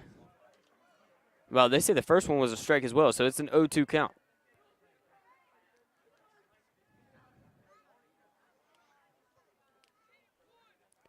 No balls, 2 strikes. Here comes the pitch. Did he get him? No, he didn't. Went too high, 1-2. Upstairs on that one. Makes it a pitcher's count for Tate Andrews.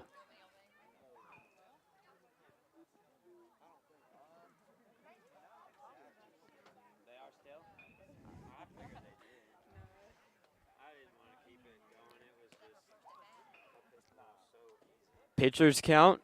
Here it comes. Drilled it. It's in deep left center.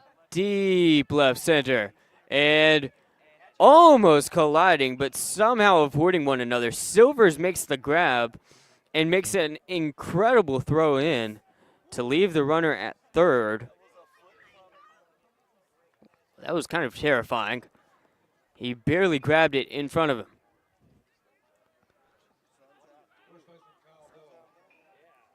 So Silvers should be proud of himself. Second base, though, the only one with a vacancy as Kyle Dillo heads up to the plate. He scored a run. He reached on a double.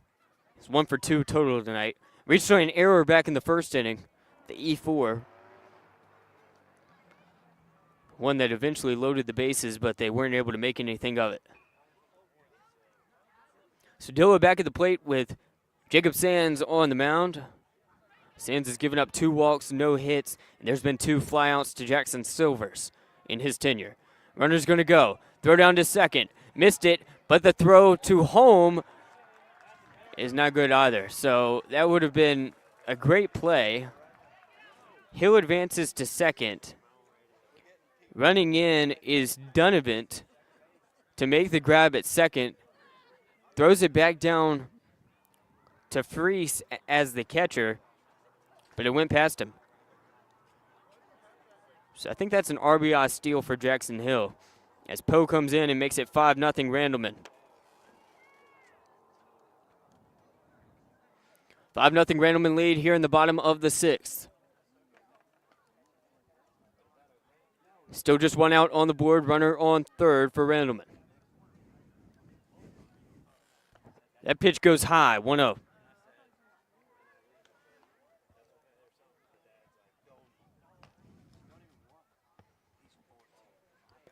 1-0 count.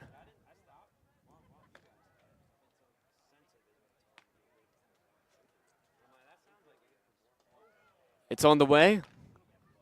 Did he get him? Strike is called late, I think.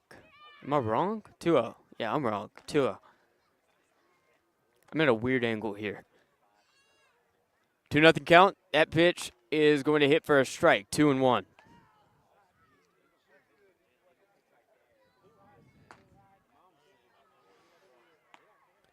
Two and 1 count. 1 run has been scored this inning to put Randleman up 5-0.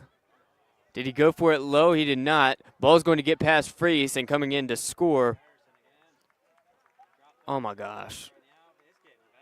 So on the strikeout, he advanced to first. It was not a 2-1 count. Scoreboard was wrong. I was wrong. It's a strikeout in which Dillo started to run and advanced to first. Meanwhile, Jackson Hill came home to score.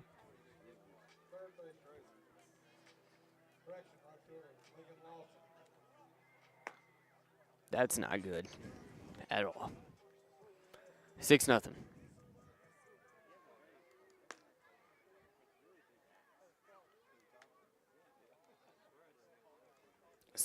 Randleman now. Runner at the plate. Or batter at the plate with a runner on first. 1 out on the board. As Dillo stands in at first, Sands going to have some words with Judson Freese. So catcher and pitcher will meet in between the mound and the batter's boxes.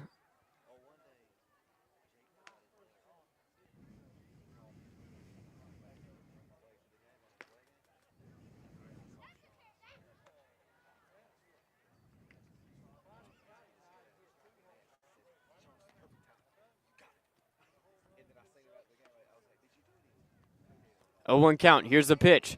It'll go low, 1-1.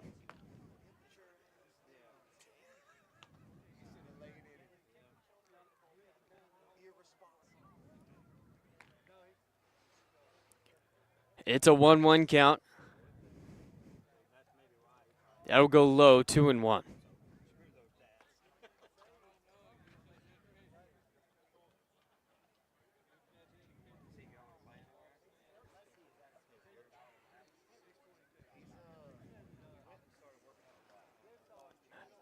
Sands staying on the mound as that one's going to be fouled back to make it a 2-2 even count as the ball sails over the power lines.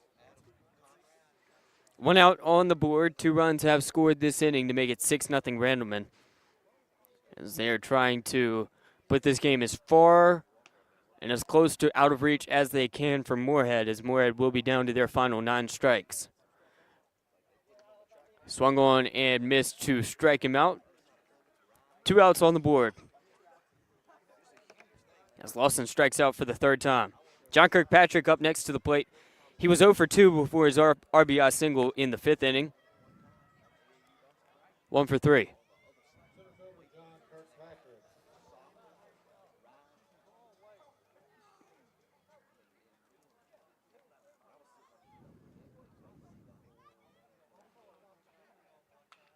That one is going to be nailed. Atkins with the grab and the throw. He got him out.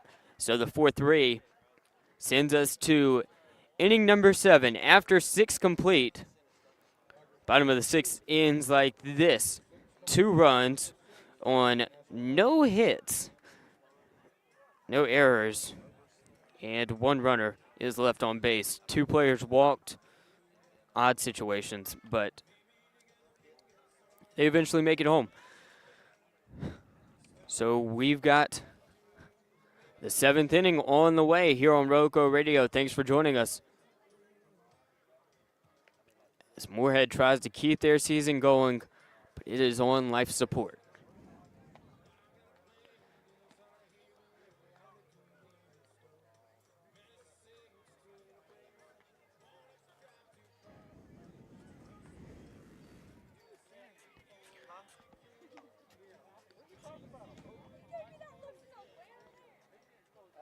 Zachary Grogan, Jackson Silvers, Aiden Haygood due up for the Morehead Panthers.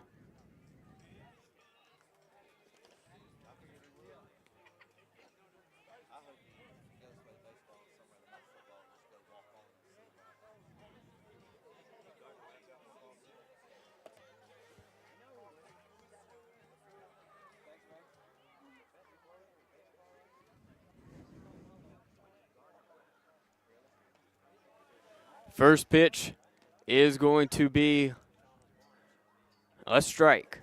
So strike 1 is on the board, 0-1 count, as that one is going to miss to even things up at 1-1.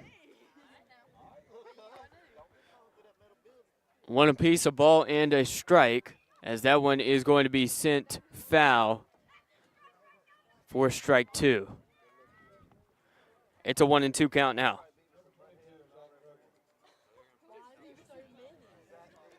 Zachary Grogan stays in. Reached on a walk, but was caught stealing. Did he go for that one? He did not. 2-2 as this at bat keeps going.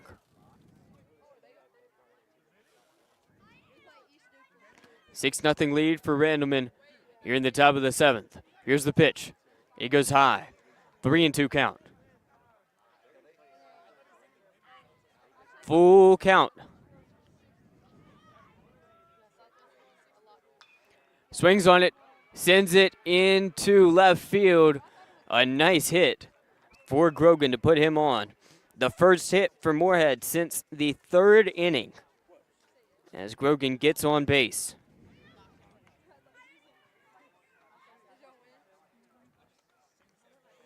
It brings Jackson Silvers up to the plate. He's 0 for 2 this evening on a 6-game hit streak, longest active hit streak on the team heading into this one.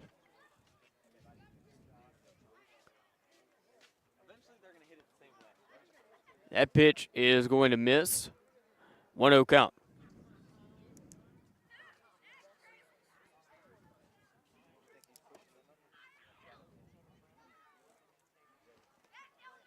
Now we've got a meeting on the mound with the 1-0 count and the base hit out by Zachary Grogan.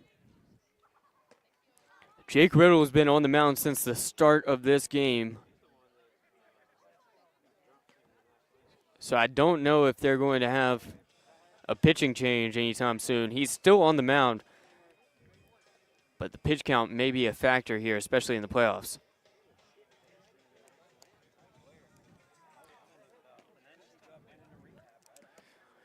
Make sure you stay tuned for the postgame show. Got some interesting playoff standings updates. 15-seed South Granville will be playing 3-seed Rockingham County baseball for a spot in the regional semifinals this Friday. That one is going to be grounded. It's a slow grounder to third. Is it in time? The throw is the 5-3. It did advance Grogan, but Silvers is out. And right now, you're hoping to get as little outs as you can. So unfortunate for them, but at least there's a runner in scoring position now.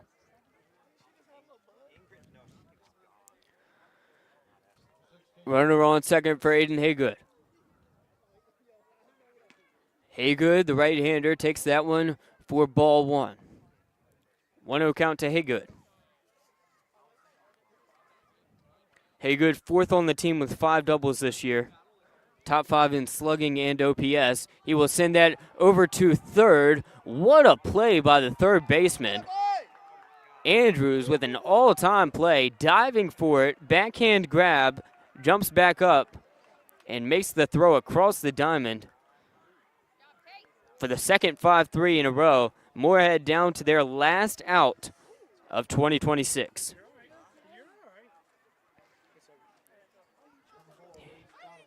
Reese Donovan, potentially the last out for Morehead. Takes the first pitch for a strike. 0-1 count for a man who's 0 for 2. Donovan takes that one high, 1-1 count. He's got Grogan on second base.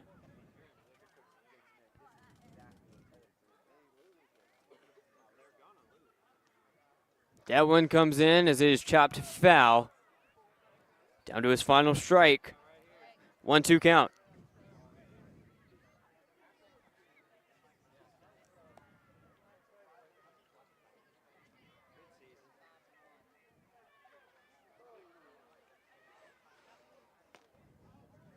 The pitch is high, 2-2.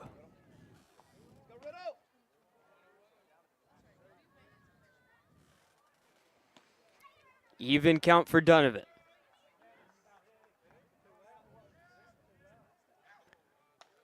It's high, 3-2. If that would have been a called strike, that would have ended the season. It's now a full count for Donovan. Reed Crispin on deck. 3-2 count. Donovan nails it, but it's caught. The line out to Poe ends the season.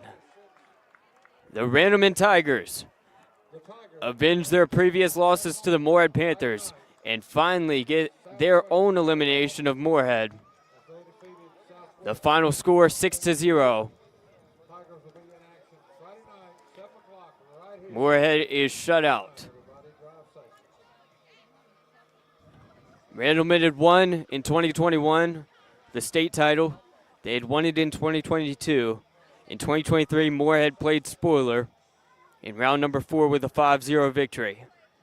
In 2024, they repeated that. Randleman had been to the 4th round in every year since 2010. Morehead ended that streak in 2024 with a 1-0 victory. So 5-0 win, a 1-0 win. Randleman was 22-4 in the playoffs in this decade coming into this one, with 2 of those losses coming to Morehead. But after losing to them 5-0 and 1-0, Randleman beats them by the combination of those scores. Randleman beats them 6-0 on Randleman's home field here in Randolph County. And they send a young Morehead Panthers team packing in a battle of 2 teams with giant cats as mascots. So moving on will be Randleman to round 4 to play Southwestern Randolph in a battle between Randolph County teams, as Southwestern Randolph took down Southwestern Edgecombe down in Edgecombe County today. So 2C Randleman will be playing 6-seeded Southwestern Randolph. Morehead ends their season at 17-10. They lose this one. Heartbreaking finish to the year. They stayed in it. And they stayed in it until about the 5th inning. They were only down 2-0 after 4 innings, but the offense was just not working. Only 3 total hits this ball game for Morehead. They were really struggling in all areas to get anything going. They weren't getting walked much. Even the weird stuff like hit by pitches, reaching on errors, things like that, it wasn't happening. So ultimately, Morehead's lack of offense ends their year.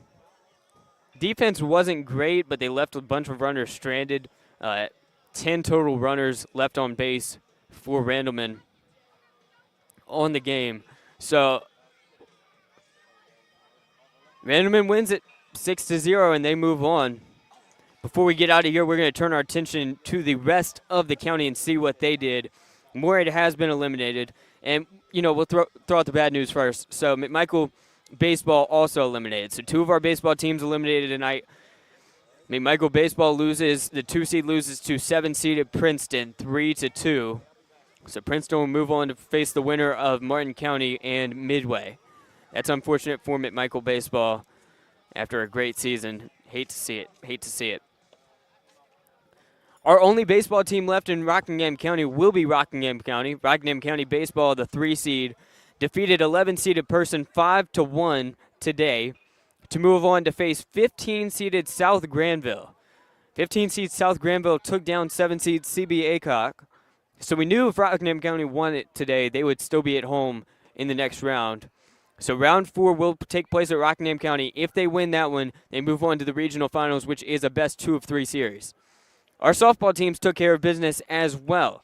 4-seed Rockingham County beats 5-seed Seaforth 7-2. They'll move on to face 1-seeded Southeast Alamance down in the southeastern part of Alamance County, taking on the 1 seed, trying to keep their championship hopes alive as they try to repeat title in the 3A last year. Now with the divisional realignment, trying to get a title in the 5A.